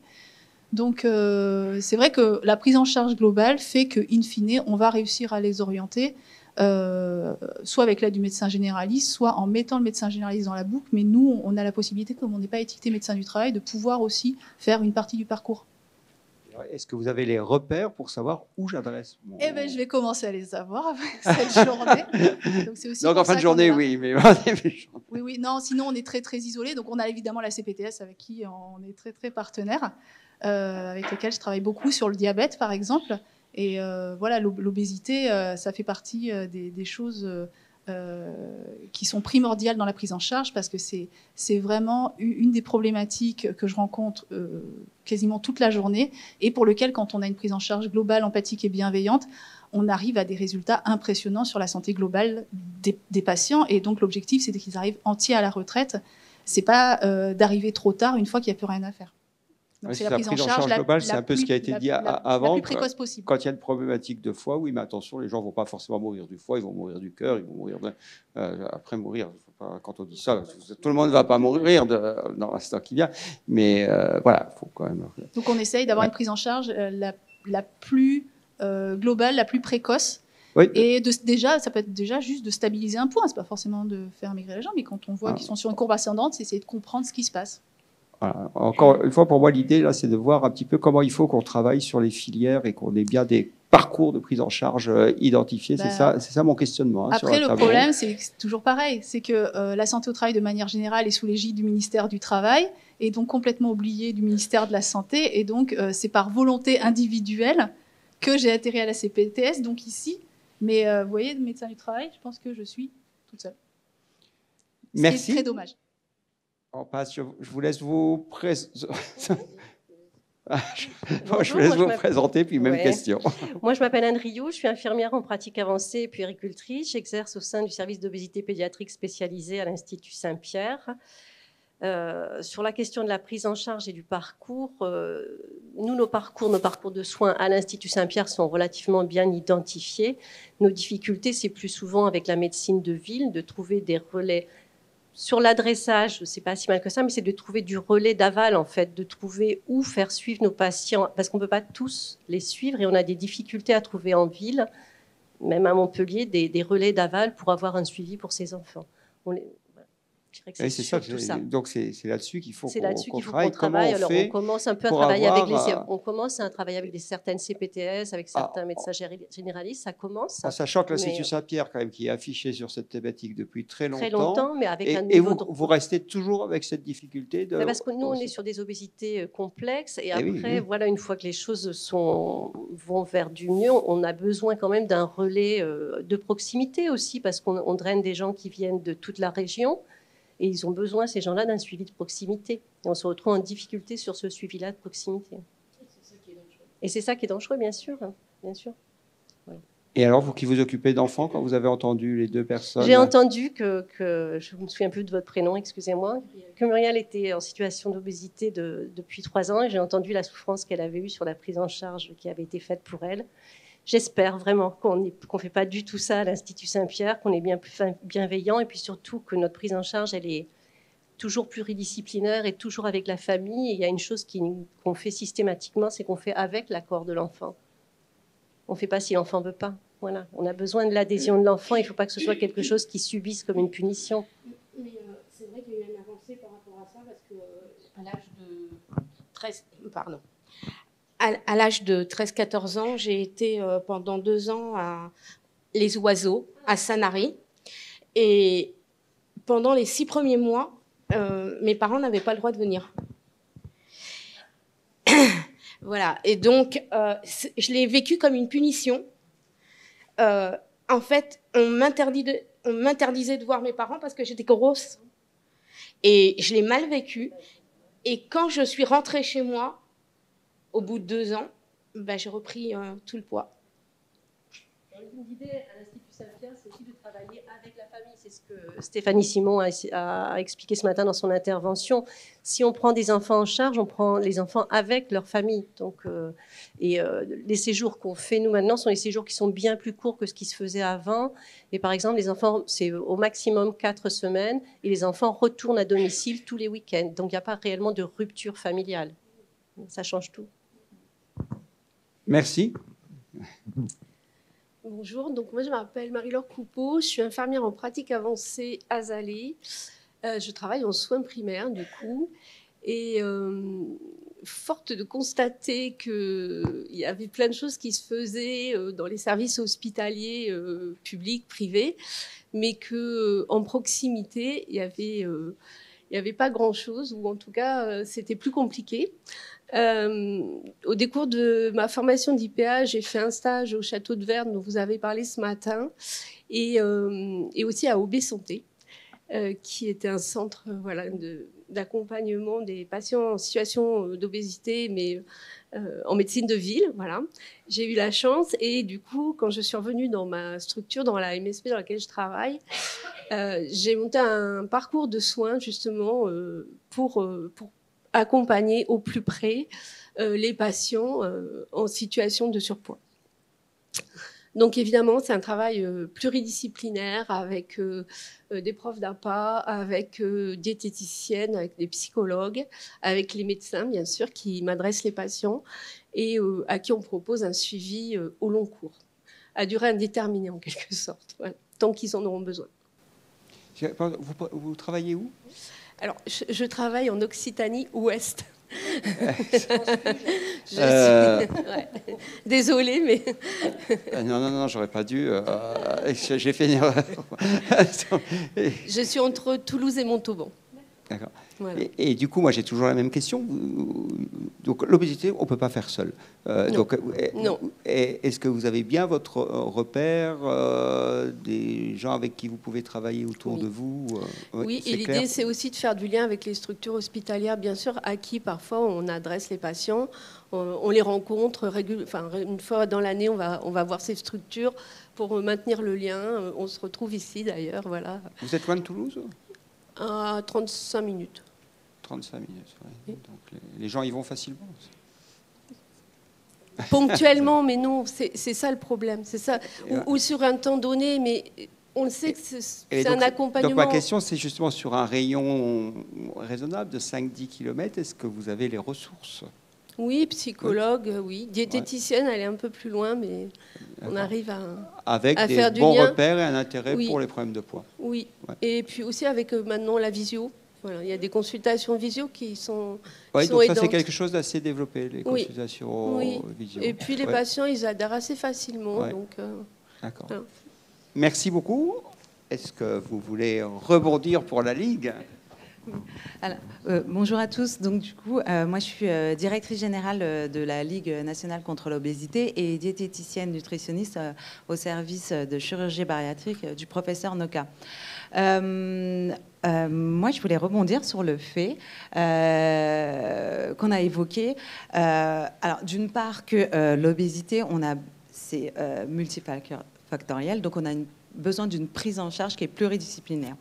Il y a aussi besoin d'être à l'écoute et d'être présent, mais aussi auprès des acteurs qui vont transmettre l'information, que ce soit les parents, que ce soit les professeurs. À la Ligue, on porte un projet qui s'appelle Diétadom. Donc là où Diétadom, on va intervenir directement donc, au domicile des patients, donc dans son écosystème, pour éduquer, donc avoir un double effet thérapeutique. On va éduquer les familles et éduquer les enfants en leur apprenant, en leur disant ce qu'ils ont appris dans ces centres. Ils peuvent effectivement le mettre en place à la maison avec ses propres goûts, avec ses ustensiles et que ça puisse perdurer. Mais que c'est un travail avec la famille, tous ensemble. En fait, c'est pas juste l'enfant qui est en situation d'obésité, qui est un peu mis de côté parce que c'est son problème à lui et pas à toute la famille, alors que c'est un problème qu'il faut prendre vraiment dans son ensemble. C'est une maladie qu'il faut prendre dans son ensemble. À la Ligue, on est le seul organisme en France qui va avoir une ligne d'écoute. Donc cette ligne d'écoute, elle va permettre... donc c'est une ligne qui est gratuite. Je ne vois pas ma collègue Afida, je pense qu'elle s'est cachée. Vous pouvez aller la questionner, elle pourra vous en dire plus. Elle est travailleure sociale et assistante sociale, donc du coup, qui anime depuis 4 ans, c'est ça, Afida? Ouais, 4 ans. Donc cette ligne, elle va avoir plusieurs actions, dont la première est d'aider, tout simplement écouter, être là présent pour les aidants ou les personnes en situation de surpoids ou d'obésité. Et l'autre action qui a cette ligne d'écoute, c'est d'orienter auprès des CSO, des médecins de ville, quand c'est possible, et au niveau national. On est aussi un organisme de formation. Voilà, je pense que j'ai tout dit. Je voulais rebondir aussi sur vous. Je vous remercie d'être là, médecin du travail, parce que moi, c'est une reconversion, donc j'ai été dans les ressources humaines et je sais que l'obésité, c'était souvent reconnu, mais c'est de leur faute, en fait. Là, on ne va pas traiter, c'est vraiment pas un problème, alors que c'est vraiment un sujet qui va amener sur d'autres pathologies qui est transverse. Et la prévention et la communication sur cette maladie est de plus en plus importante. Et là, je pense que vraiment, on commence à en avoir conscience. La semaine prochaine, on est à l'Élysée, on est reçu par le ministère pour justement avoir le premier plan obésité au niveau national. On a déjà eu des plans obésité au niveau national. Ça sera un nouveau plan. Merci. Donc, moi, ma préoccupation, c'est quand même toujours les filières et de voir comment on peut le gérer. Donc, je ne sais pas si dans la salle, il y a des gens qui veulent rebondir. Je regarde déjà, moi, j'aimerais bien avoir l'avis de gens qui travaillent en ville. Et la question, c'est, voilà, est-ce que j'ai mes repères? Est-ce que je peux orienter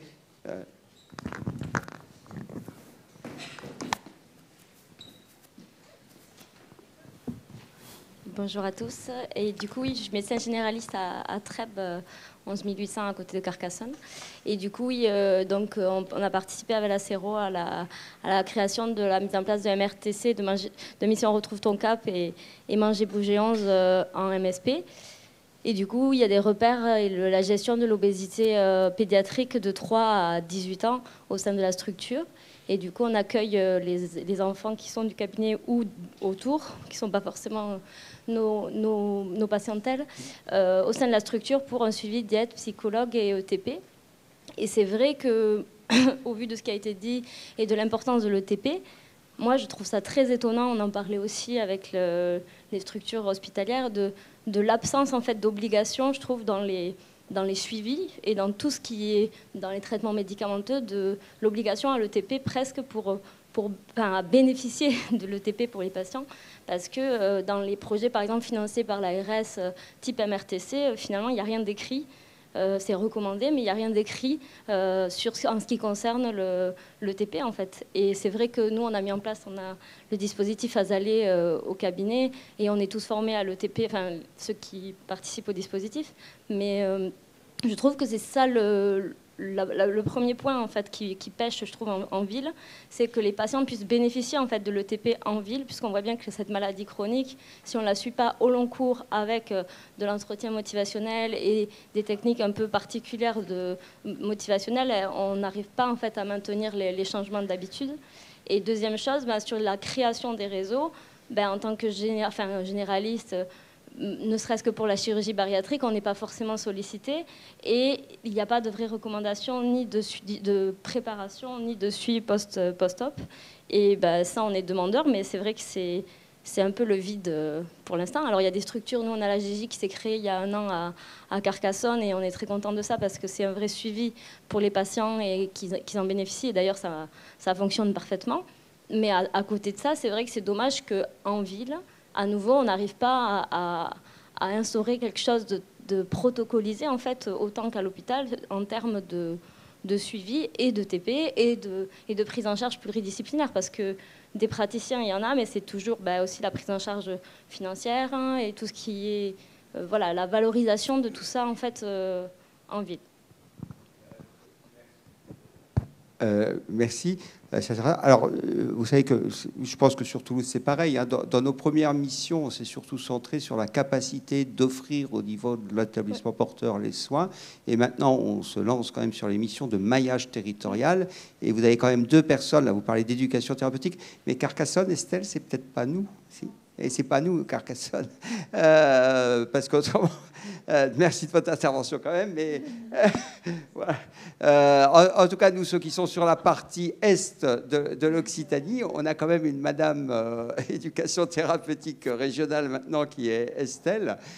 Donc vous pouvez... Non, c'est important parce que moi j'apprécie beaucoup votre intervention parce que ça veut dire qu'il y a demande. Il y a demande et nous, de notre côté, il est plus facile de travailler avec des gens qui sont en demande que d'aller solliciter.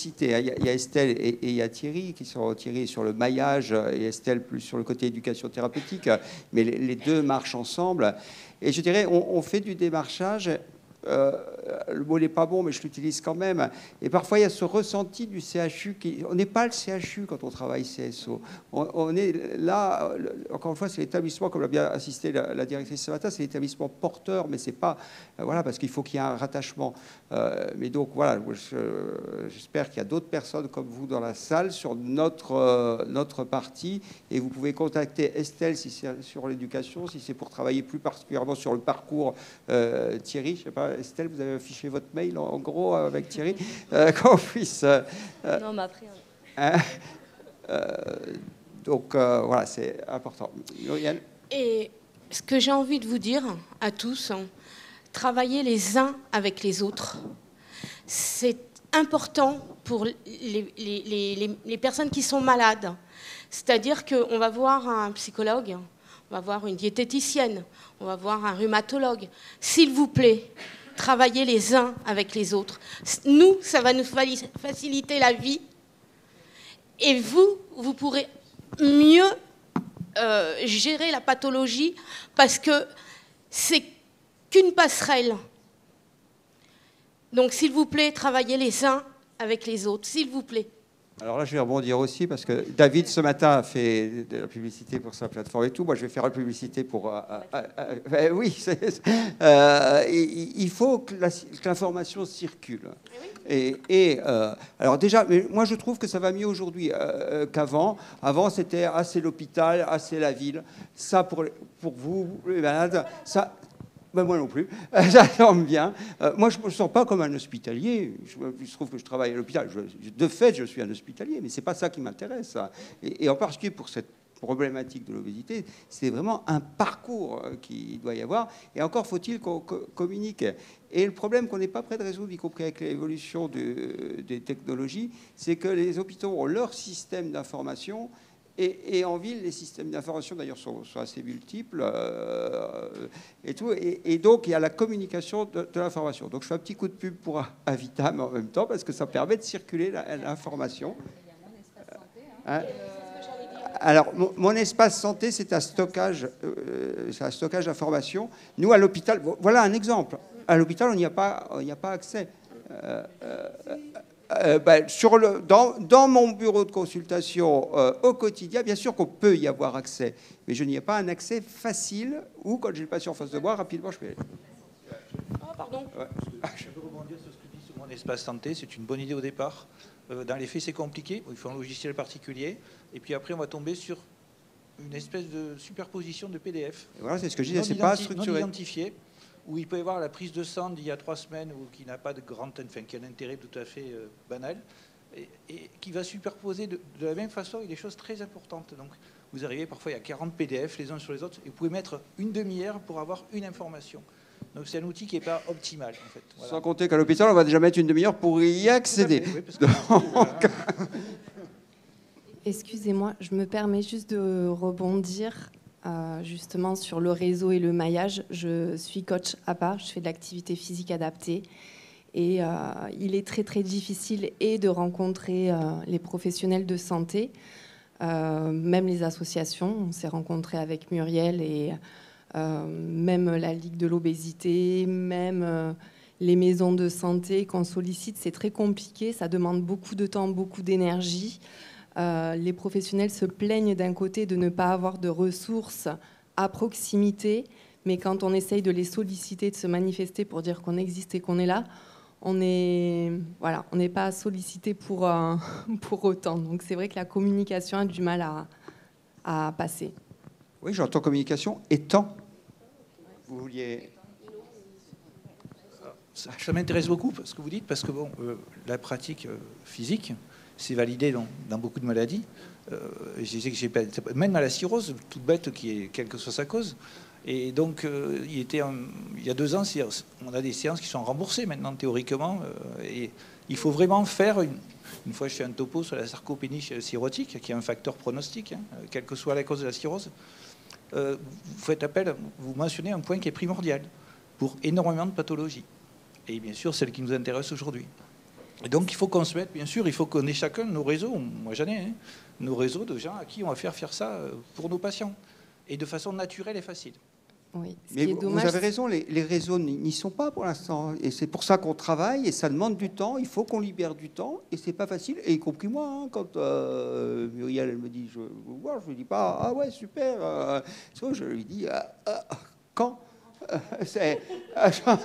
non, jamais encore elle. Enfin, bon, jamais encore elle, mais quand c'est ça. Et je crois que ici, c'est la problématique. Donc c'est pas facile, mais c'est parce que c'est pas facile que c'est marrant. Il y a des fois des personnes qu'on sollicite plusieurs fois, on manque tous de temps, et pour autant il y a des choses qui ne débouchent pas derrière, et c'est bien dommage en termes au moins de communication. Après, les gens sont libres de pouvoir aller pratiquer dans les professionnels de santé ou les associations qu'on peut recommander. Mais ce qui est dommage, c'est que c'est un peu sclérosé dans le sens où des fois, il y a des maisons de santé qui bossent déjà avec un intervenant APA, et c'est très bien, c'est très chouette, mais on est plusieurs et avec des compétences et des spécificités différentes. Et le patient devrait pouvoir avoir accès à toutes les informations et pouvoir ensuite se diriger vers ce qui lui correspond. Ça y est pas encore, et on va travailler dessus. Avec votre aide, on va aller vers. Si tout était fait, on n'aurait plus rien à faire. Ça serait pas. Hein. Enfin, juste quand même pour l'activité physique, il y a, je crois que c'est pas cette semaine, c'est la semaine d'avant, enfin dans les 3 dernières semaines, il y a une publication dans le New England Journal of Medicine, le plus grand quand même journal de médecine, qui démontre l'intérêt de l'exercice physique avec une très forte réduction du pronostic après intervention de cancer du côlon. De mettre en place très rapidement de l'activité physique diminue très fortement, et le cancer du côlon est augmenté par l'obésité, donc on peut le relier. Donc l'activité physique, il y a de plus en plus... Il faut voir le positif hein, dans la vie. C'est de plus en plus reconnu. Il y a eu le sport sur ordonnance, il y a des mutuelles qui prennent en charge. On progresse sur le côté activité physique. Maintenant, une publication dans le New England Journal of Medicine sur l'activité physique, je peux vous dire que c'est bien la première fois et qu'il y a quelques années, je ne suis pas sûr que ça y serait passé. Donc, on va dans... Le message est passé pour l'éducation physique. Je trouve que, à l'heure d'aujourd'hui, quelle que soit la pathologie, quelle qu'elle soit, on ne va même pas en citer une... Sur toutes les pathologies, il faut qu'il y ait de l'activité physique. Quelle qu'elle soit, sur une chaise, quelle qu'elle soit, mais il faut qu'il y ait une activité physique. Donc, mais je pense qu'aujourd'hui, c'est bien entré dans l'esprit des gens. Maintenant, est-ce qu'on a tous eu le temps? Est-ce qu'on a tous eu... Voilà, c'est en voie.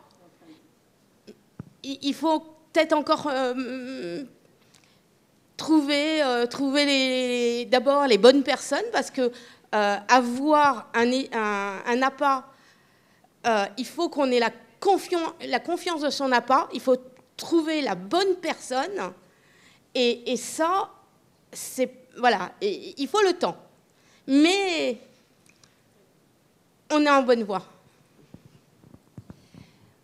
Oui, oui, pardon. Michel Fassi, infirmière à domicile, infirmière de Dream en ETP. Je rebondis sur ce que vous dites par rapport à la difficulté que vous avez de vous mettre en lien avec la ville. C'est vrai qu'en ville, on est dispersé, on a des outils. On a des outils multiples de connexion, que personne ne se connecte parce qu'ils sont tous différents. Bref, passons. Mais surtout, les territoires sont en train de se structurer quand même en CPTS. Moi-même, je fais partie de la CPTS Lez-Mosson, qui est toute jeune. Hein. La signature, c'était novembre 2024. Donc, le temps de faire de construire, co-construire les projets, voilà, c'est bien qu'on...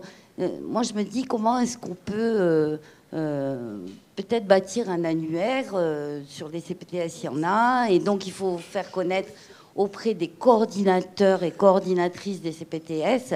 Et je pense que, du coup, au niveau du temps, ça pourrait... bien faciliter les orientations qui sont essentielles. Et nous, sur la Mosson, on a beaucoup de professionnels quand même, moi je suis assez en colère, hein, qui ne connaissent pas les dispositifs, qui ne connaissent pas les ressources du territoire sur des personnes qui sont souvent en situation de précarité. Je trouve ça assez scandaleux. On a du boulot au niveau des CPTS. D'autres commentaires? Ouais, monsieur Apod. Oui, juste peut-être un petit point. Là, on parle énormément de prise en charge, et à juste titre, donc sur l'obésité avérée. Ce matin, même si le mot a été très peu prononcé, je pense qu'il faudrait évoquer la prévention. Et il y aurait peut-être, alors je ne sais pas s'il y en a dans la salle, mais il me semble que la santé scolaire et le rôle de l'éducation nationale devraient être mis en avant. Je ne sais pas si le sport est fondamental. Moi, pour ma part, alors bon, ça commence à dater évidemment, mais je peux vous dire qu'il y avait des sorties plein air de 3 heures où vous dépensiez comme des fous. Plus des 2 heures de sport, plus dans le lycée où j'étais, des terrains, des piscines, des gymnases, tout ce que vous voulez, en liberté absolue. Et vous pouviez faire du sport en dehors des heures de cours, évidemment, mais toute la journée, si vous vouliez. Donc voilà, je pense que alors ce sera probablement le sujet d'une prochaine journée territoriale de l'obésité, mais moi je pense qu'il faudrait inviter l'éducation nationale, la santé scolaire, essayer vraiment de faire les ponts, parce que comme Madame l'a dit, il faut vraiment travailler en transversalité, et je crois qu'il va y avoir du boulot quand on voit ce qui est annoncé. Même si pour l'Occitanie, globalement, on est quand même mieux que certaines régions françaises. Enfin, quand j'entends ce qui se passe, professeur Noca ce matin citait l'Angleterre, donc il serait peut-être bien de stopper certaines évolutions. Voilà, merci. Alors, donc du coup, moi, je vais vous répondre. Donc du coup, côté Ligue, effectivement, la prévention est un des sujets qu'on porte au sein de la Ligue. On va avoir de plus en plus d'actions grand public. On a une première action qui va être faite en partenariat avec les magasins Auchan. On sera à Pérols le 7 juillet. Pour avoir une action grand public. Donc on va avoir des actions grand public, un peu ce que fait aussi la Ligue contre le cancer, pour pouvoir être dans avoir ce retour prévention.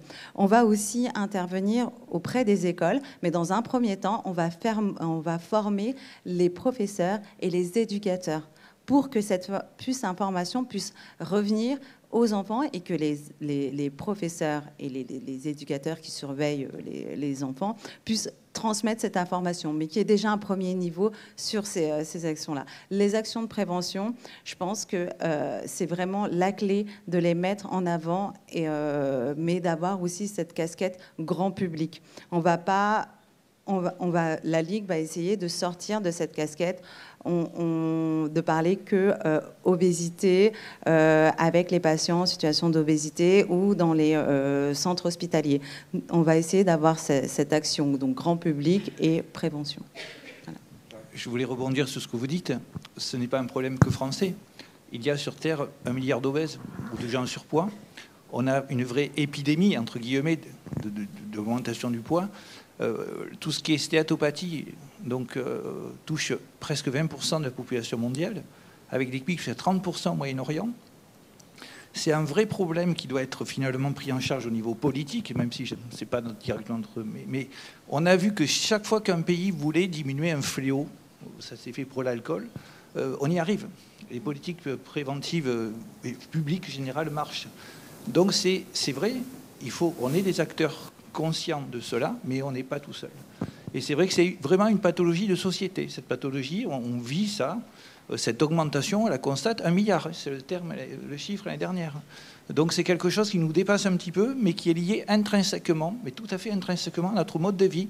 Vous l'avez dit, la baisse d'activité physique, la mauvaise alimentation, et tout ça, et voilà. Et tout ça interfère et fait les résultats, et donne les résultats qu'on a actuellement. À Pod, je suis d'accord avec vous, mais j'ai envie de dire chacun son métier. On a beaucoup de choses à faire, et quand j'entendais le professeur Zellec et que j'entendais tout ce qui n'est pas fait de façon optimale pour soigner des personnes, moi je suis un professionnel du soin, et ce que Jacques disait, j'adhère tout à fait.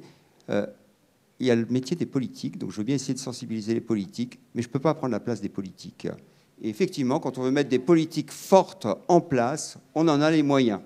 Hein. Mais maintenant, s'il y a McDonald's, Coca-Cola, Unilever et tout le monde qui se pointe et qui défend ses intérêts, moi, je suis une petite goutte à côté. Donc, je veux bien essayer de m'épuiser, mais j'aime mieux m'épuiser pour que Muriel et Catherine aient les bons soins aujourd'hui que d'aller verser une goutte d'eau dans un océan, qui n'est pas inutile, parce que l'océan n'est fait que de gouttes d'eau. Mais je pense qu'il y a des gens qui ont un tuyau d'arrosage, et ça serait peut-être un petit peu plus efficace. Donc, à chacun, on a beaucoup à faire pour offrir des soins de qualité aux personnes qui sont en situation d'obésité. Je ne néglige pas la prévention, mais c'est plus du lobbying pour moi et de choses. Pour rebondir sur la goutte d'eau, c'est quoi qui marche pas. Sachez que il y a quand même des associations historiques qui interviennent déjà depuis très très longtemps dans les écoles, avec des diététiciens, avec des gens de métier, pour faire de la prévention auprès des enfants. Ça existe. Mais voilà, ça reste encore à la marge. Et c'est vrai que bon, les associations, c'est bien qu'elles portent ça, mais ça devrait être porté par des instances plus officielles, peut-être. Voilà. Parce que voilà, c'est de la santé publique. Voilà. C'est quelque chose de général. Et il faut vraiment qu'il y ait cette prise de conscience et pas simplement des petits bouts par-ci par-là. Voilà. Les cantines ont été retirées de l'éducation nationale. Elles sont attribuées aux mairies. Les enseignants sont complètement détachés de ce temps. Ce temps de repas pourrait être très bien un temps éducatif, mais il faut le réintégrer dedans. Donc, mais c'est les politiques, ça. Donc moi, je veux bien aller rencontrer des politiques et faire, mais c'est ce que je peux faire. Voilà. Pourquoi ne pas leur faire que les politiques, ça change assez régulièrement et qu'il faudrait qu'on recommence tous les ans, tous les 2 ans. Alors, en ce moment, au niveau gouvernemental, c'est tous les 2 mois qu'il faut voilà, tous les 2 mois. Mais... Donc, c'est combien de fois on va devoir aller les voir, combien de fois on va devoir leur dire les mêmes choses pour... des fois, on a l'impression pour rien, quoi. Pire que ça, des fois, on va évoluer dans le sens inverse de ce qu'on a prêché. Voilà. Pourquoi ne pas réinscrire dès l'enfance dans des cours sur la nutrition, sur l'alimentation, sur la bonne hygiène de vie, etc. Oui, alors en termes, comme je suis médecin de prévention, en fait, la prévention, ça commence quand on voit que les choses sont en train de déraper. Ça commence tout de suite, c'est-à-dire que quand j'arrive face à un enfant de 14 ans qui fait déjà 150 kilos, ça m'est compliqué. Mais quand j'arrive qu'il a 14 ans et qu'il en fait 95, là, je ne lâche plus. C'est-à-dire que tous les 3 mois, je le vois, je mets en place le suivi diététique, je mets les parents dans la boucle, et c'est comme ça qu'on avance. Là, avec Nathalie Ballester, mon infirmière, on va mettre en place de l'éducation thérapeutique au lycée de la Mer, puisqu'on travaille aussi pour nos élèves du lycée de la Mer. Justement, c'est pas réussir à... Enfin, si, bien sûr, on prend en charge ceux qui sont déjà en situation d'obésité et pour lesquels on commence à avoir d'autres sous-pathologies, hein, les bilans sanguins qui partent en cacahuète, la stigmatisation, le harcèlement, etc., parce que tout va avec, évidemment. Mais en même temps, quand je vois les courbes de mes élèves qui commencent à monter au-delà d'une courbe raisonnable, la prévention commence pour tout un chacun, en fait, infirmier, soignant, quelle que soit la personne. On a la chance de voir des enfants et des adultes qui sont encore insérés professionnellement. Et donc, on peut tout à fait prendre ce temps, parce que c'est vraiment un sujet très, très important, pour les orienter avant que ça dérape. Et quand ça dérape, c'est beaucoup plus difficile à récupérer que quand on oriente à partir du moment où on se dit ça va déraper, mais si on vous oriente et que vous êtes bien pris en charge, on arrivera à vraiment stabiliser la chose et à faire en sorte que votre vie soit bien plus agréable avec une qualité de vie optimum. Donc la prévention, c'est aussi, pour moi, tout un chacun dans notre quotidien, au-delà de juste j'ai une pathologie, je la traite. Et c'est vrai qu'on se faisait réflexion tout à l'heure, il y a beaucoup de médecins qui n'examinent plus vraiment leurs patients, qui ne les habillent plus. Et je trouve ça dommage parce que le contact physique, l'examen physique permet aussi de dépister des choses. Et notamment, quand on mesure le tour de taille de son patient et qu'on fait ce fameux ratio tour de taille sur taille, quand on les mesure, moi quand je vois mes marins, je les mesure. Ils me disent « Ah mais on ne m'a pas mesuré depuis que j'avais 12 ans ». Ben oui, mais je les mesure. Et en fait, tout ce côté clinique qui peut être tout à fait fait par les infirmiers, les sages-femmes, toutes les personnes qui accompagnent les patients au quotidien, sont aussi de la prévention de l'obésité et une rentrée dans le soin qui peut être du soin pré-pathologique, on va dire. Oui, c'est aussi du diagnostic précoce et du traitement précoce. Moi, je vais rebondir sur la prise en charge optimum des patients en situation d'obésité. Elle est aussi freinée en médecine de ville, en tout cas, par le fait que ça ne soit à ce jour toujours pas reconnu comme une infection longue durée et que certains soins ne sont pas pris en charge et que, mine de rien, ça représente un coût et c'est un frein non négligeable à une prise en charge, on va dire, le plus rapide possible, là où on est encore au début, j'ai envie de dire, du chemin, quoi. Et s'il n'y a pas les moyens financiers pour pouvoir payer la diététicienne, la psychologue, même si aujourd'hui c'est facilité parce qu'il y a des dispositifs en cours, mais ça reste un frein en médecine de ville, vraiment. Alors, je parle avec précaution parce que ce n'est pas un terrain que je maîtrise, mais les CPTS peuvent fixer des priorités avec des parcours où ils peuvent faire prendre en charge, je crois. Oui, ils peuvent le faire, mais ils ne le font pas toujours. Il y a tellement de priorités. Oui, il y a des opportunités, il y a un travail à faire, il y a plein de choses à faire. Il y a du travail. Oui, je rebondis, je suis tout à fait d'accord avec vous, bien entendu, puisque c'est aussi mon combat depuis longtemps. Parce que moi, on m'a enlevé mon ALD. Voilà. Au-delà de ce que ça peut représenter pour la prise en charge financière, pour le malade, l'ALD, c'est quand même aussi la reconnaissance de la maladie. Parce que nous avons aujourd'hui face à nous des patients qui te disent moi je suis pas malade, j'ai pas d'ALD, je suis pas malade, voilà. Alors que voilà, ils souffrent d'une maladie chronique, voilà. Donc qui dit maladie chronique, dit maladie affection longue durée, voilà. Et c'est tout simplement cette reconnaissance d'affection longue durée et pas simplement qu'on nous prenne en charge financièrement. Bon, certes, c'est un plus, mais on sait très bien que ça ne va pas vers le bon sens actuellement, puisqu'il n'y a plus de sous. Mais au moins qu'on ait le titre pour dire, voilà, vous souffrez vraiment, que même le patient, parce que même le patient n'est pas conscient, parfois, souvent, de souffrir d'une maladie chronique. Voilà. Oui, mais parce que aussi, elle n'est pas reconnue à l'heure d'aujourd'hui comme maladie. Une personne en obésité, c'est un obèse, mais c'est pas quelqu'un de malade. Alors que si, alors que on est en maladie chronique, mais elle n'est pas reconnue. C'est encore un travail qui reste à faire. C'est un travail qu'on fait. Excusez-moi, du coup, ça me permet de rebondir. Je pense que justement la maladie sera reconnue comme une maladie chronique quand la plupart des traitements seront pris en charge, et notamment les accompagnements psychologiques, diététiques. Quand ça sera pris en charge, quand c'est des suivis qui seront pris en charge par l'assurance maladie, déjà on aura fait un grand pas. Et donc, je salue la présence de Monsieur Jaffre, tout à l'heure, le directeur de l'ARS. Je suis ravie. C'est très bien qu'il se sente impliqué par cette problématique. On a plein de financements à lui demander. Mais j'espère que la prochaine fois, vous aurez aussi le grand directeur général de la Caisse nationale de l'assurance maladie. Voilà, pour les impliquer aussi là-dedans, le ministère de la Santé aussi, bien sûr, et le ministère de l'Éducation nationale, parce qu'on parlait tout à l'heure d'intervenir dans les écoles, et je pense que c'est pas aux enseignants, c'est pas aux instituteurs de porter ça, hein, l'éducation à l'hygiène de vie. Il y a des professionnels spécifiques pour ça, c'est les infirmiers scolaires, les médecins scolaires, et eux, en fait, on n'en a plus. Juste pour vous donner un chiffre, dans le Gard, il y a une quinzaine d'années, il y avait autour d'une trentaine de médecins scolaires dans le Gard. Ils sont 2 maintenant. 2. Et donc, c'est pareil pour les infirmiers scolaires. Et eux, ils sont là, en fait, pour faire ça, la prévention et prendre en charge la problématique dès le plus jeune âge. Donc, c'est pas, on peut tirer évidemment à boulet rouge, pareil comme tout à l'heure sur les gynécos, ou sur, maintenant on peut pas tirer à boulet rouge sur le McDo et toute l'industrie agroalimentaire qu'on voudra, mais il y a aussi des choix politiques qui doivent être portés par nos politiques et par les gouvernements. Mais le problème, c'est quand il y a une urgence, il faut bien commencer par quelque chose.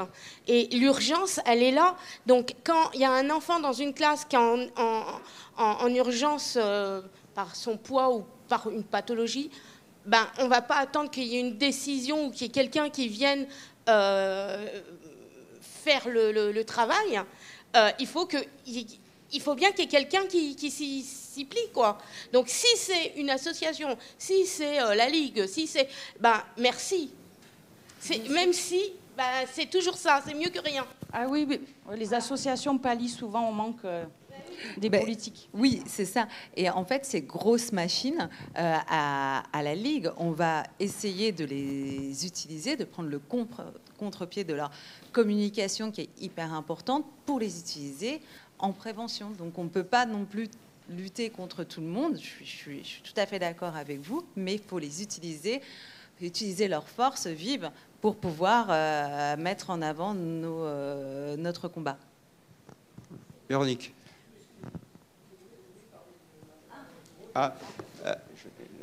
Mais peut-être, Véronique, en attendant, tu peux... C'est bon.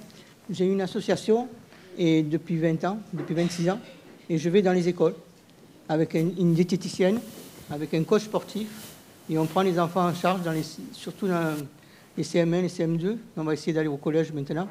On leur fait faire 2 heures de diététique, pratique et théorique, et 1 heure de sport.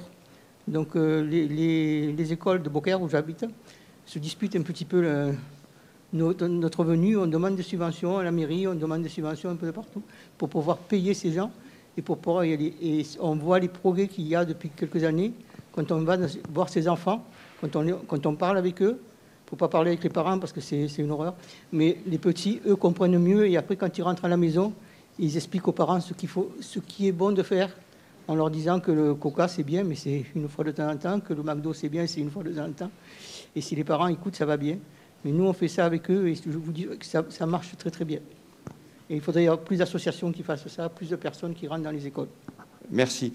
En tout cas, depuis que j'écoute, là, j'ai déjà un sujet pour l'année prochaine, parce qu'il y a le professeur Vizier, Laurent Vizier, qui est le professeur de sociologie à la faculté de médecine, qui a fait un travail de recherche sur les cantines scolaires et qui est passionnant à voir. Et donc, je crois que pour l'année prochaine, je vais lui demander d'intervenir avec ce reportage sur les cantines scolaires. Il faut voir comment ça marche, c'est vraiment très intéressant. Véronique. Oui, merci. J'ai peut-être juste une petite remarque et puis après une question. La remarque, c'est effectivement sur la manière dont on fait la prévention et les messages pour avoir même des enfants scolarisés, de faire parfois attention à la manière dont le message chanté est donné, parce que je m'occupe de nutrition, je m'occupe aussi de personnes qui souffrent d'anorexie mentale, et parfois, on sait, sur certains messages donnés, ça peut glisser complètement, notamment l'enfance ou l'adolescence. Donc c'était juste une première remarque, parce que c'est des choses importantes dans la construction des messages chantés. Et ma question, donc c'était surtout pour vous, Muriel et Catherine, on a beaucoup parlé de stigmatisation, notamment de stigmatisation comme facteur étiologique ou facteur d'entretien de l'obésité. Et on a entendu des phrases, malheureusement qu'on a tous entendues, qui existent encore en 2025, extrêmement violentes, de professionnels de santé. Ma question, c'est vous, de votre point de vue patient, d'expérience, comment vous pensez qu'on peut travailler sur ces consciences des professionnels? Alors, je ne parle pas des étudiants en médecine, on va tous œuvrer pour que justement l'éducation se fasse, mais sur les professionnels déjà en place, avec ces idées irrecevables, mais qu'on entend encore, comment, à votre avis, on pourrait arriver à détricoter, travailler sur ces idées reçues totalement fausses? C'est-à-dire que déjà, nous, sur Montpellier, on a quand même beaucoup de chance parce que on a beaucoup d'événements, on a beaucoup de choses sur le surpoids, et il y a eu la journée mondiale de l'obésité, il y a eu des micro-trottoirs, il y a eu... Donc, on avance, on travaille là-dessus. Maintenant, je pense que les écoles, c'est fondamental. Il faut que, il y a encore quelques jours, un enfant qui avait 4-5 ans a dit « Oh maman, t'as vu la grosse ?» Et la maman a fait « Chut, chut !» Et donc j'ai dit à la maman « Ça ne sert à rien de lui dire « Chut, chut !» Expliquez-lui. Ça a plus de valeur d'expliquer à un enfant que de lui dire chut, chut, chut, parce que le petit ne comprend pas, il va recommencer. Donc voilà, je pense que à l'heure d'aujourd'hui, quand on va chez nous, on est malade, on va chez un professionnel et qu'on voit le professionnel nous regarder de la tête aux pieds, moi, personnellement, ça me fait beaucoup plus de mal que d'entendre un enfant dire « Oh maman, t'as vu la grosse ?» Et il y a un travail qui est fait. Très, très honnêtement, il y a 5 ans, j'étais beaucoup plus agressive parce que je vivais très mal l'institution médicale. Vraiment très, très mal. C'est-à-dire que j'ai eu des problèmes avec des gynécologues mais des gros problèmes avec des gynécologues. J'ai eu des problèmes avec les généralistes. Il a fallu qu'on m'explique que sur toute leur année médicale, ils avaient que 2 heures. Ben, forcément, après, je comprends, je ne suis pas idiote. Voilà. Mais c'est en bonne voie. Alors moi, je pense que, en fait, en tant que patient, nous, on n'a pas trop la main là-dessus. Bon, j'ai été confrontée encore récemment. J'ai mené mon fils pour une chirurgie réparatrice au CHU de Montpellier, malheureusement. Pourtant, j'adore le CHU de Montpellier, mais là, vraiment, j'ai été confrontée à un médecin odieux qui a fait comprendre à mon fils, enfin, qui lui a dit qu'il arrête de manger 2 tablettes de beurre et qu'il pourra l'opérer pour lui faire de la réparation, ou qu'il opérerait bien en chirurgie esthétique, mais pas en réparation, alors qu'il a eu une sleeve et qu'il a perdu quand même presque 50 kilos. Donc, quand vous partez de 160 kilos, que vous perdez 50 kilos, que vous faites du sport 3 fois par semaine et que vous essayez de manger équilibré, il n'est pas parfait. Je suis une mère et je sais reconnaître que mon fils n'est pas parfait, mais il fait beaucoup d'efforts. Il nous dit ça ne sera pas accepté, je ne vous présente pas à la Sécu parce que ça ne sera pas accepté de toute façon, parce que pour pouvoir faire en chirurgie réparatrice, il faut que votre fils soit en IMC normal. Mais quand vous faites 160 kg et que vous perdez 50 kg, le poids du ventre fait que déjà vous ne pouvez pas être en IMC normal. Donc ça existe encore, mais que peut faire le patient? Pas grand-chose, parce que le professeur a le savoir, le patient, c'est le patient. Je pense que le seul moyen de faire encore avancer, et Dieu sait que ça a beaucoup, beaucoup avancé, par rapport à il y a 10, 15 ans, 20 ans, c'est vous, les pères. Et le discours, toutes les infos que vous prenez ici, toutes ces rencontres qui sont très positives pour nous, et j'espère pour vous aussi, qui vont faire que vous allez pouvoir déconstruire les idées reçues vis-à-vis de vos pères, quoi. Voilà, en discutant avec eux. Et je vous en remercie par avance. Et merci d'être là.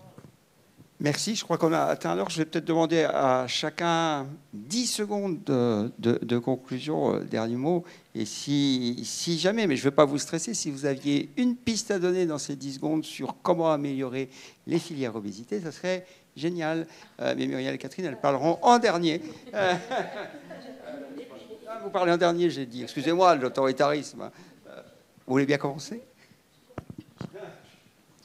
En tout cas, concernant ma spécialité, qui est un petit peu particulière, puisque spontanément hors soins, du fait des politiques, les CPTS sont une chance incroyable pour nous de rentrer dans les filières de soins, puisque la prévention reste du soin. Et on est ravis, enfin moi je suis vraiment ravie de recoller à ce soin pour nos patients, qui sont peut-être salariés et peut-être juste lycéens, mais ce sont des patients et ils ont le droit d'avoir une prise en charge optimale. Et nous, on fait partie du maillage territorial au même titre que les professionnels de soins classiques. Merci. Moi, ce que je retiendrai, c'est l'importance de faire du lien, justement, de ce maillage et de travailler tous ensemble, parce que c'est tous ensemble qu'on va pouvoir avancer. Merci. Et moi, ce que je voudrais dire, c'est qu'effectivement, dans le monde soignant, il y a de la stigmatisation pour les patients obèses, même pour les enfants obèses. Hein. Et je pense que c'est effectivement en discutant avec nos pairs, en parlant entre nous et en essayant d'expliquer à nos pairs que non, il ne s'agit pas juste de les empêcher de manger des frites et des McDo, que c'est plus compliqué, que c'est autre chose que ça, et que l'objectif, c'est pas non plus forcément d'être tout mince, que c'est d'être en bonne santé. Je pense que c'est en discutant avec nos pairs qu'on peut réussir à faire... petit à petit, ça ne se fera pas en très peu de temps. Mais je me dis que c'est quand même comme ça qu'on peut faire avancer les choses aussi petit à petit, parce que sur les formations initiales, je crois que ça y est maintenant quand même, c'est en cours. Merci. Moi, je dirais en 2 mots. Premièrement, acceptation, le patient comme il est. Quand j'étais enfant, je jouais à un sport fabuleux qui s'appelle le rugby, où toutes les morphologies sont acceptées, et y compris ceux qui étaient plus forts que les autres. C'était un gros avantage. Donc acceptation, bienveillance dans la vie quotidienne et avec son patient.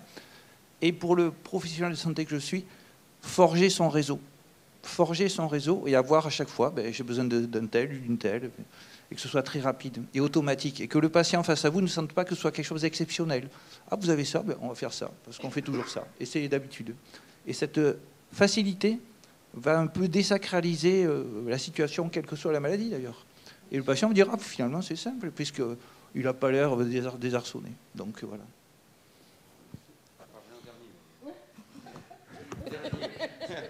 Non, Muriel, pardon, dernier. En fait, tout a été dit hein, en arrivant en dernière position, mais je vais reprendre, c'est travailler tous en commun et aussi reprendre vos propos en disant se faire connaître, être connu et reconnu. Donc il y a deux axes, c'est aller se présenter et essayer de trouver les bons réseaux pour savoir à quel moment je peux actionner ce réseau. Merci beaucoup. Moi, je remercie tout le monde pour ces journées et tous ceux qui ont œuvré. Je ne ferai pas des remerciements généraux parce qu'autrement, on oublie toujours quelqu'un. Et je vais vous laisser conclure et la table ronde et les journées et cette journée. Hein, je ne redirai rien derrière vous. Je vous laisse conclure. Alors, merci à tous d'être venus, d'avoir passé du temps avec nous. Vos connaissances deviennent les nôtres. C'est très important. On est malade, on a envie de se soigner et on a besoin de vous tous. Donc, merci à vous et j'ai envie de vous dire à l'année prochaine, j'espère.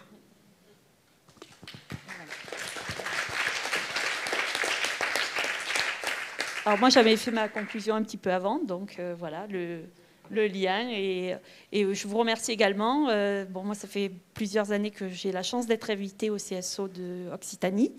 Et j'en suis très, très heureuse à chaque fois. Et j'apprends chaque année des choses nouvelles. Et je rencontre chaque année de nouvelles personnes très, très intéressantes. Et je vous dis à l'année prochaine.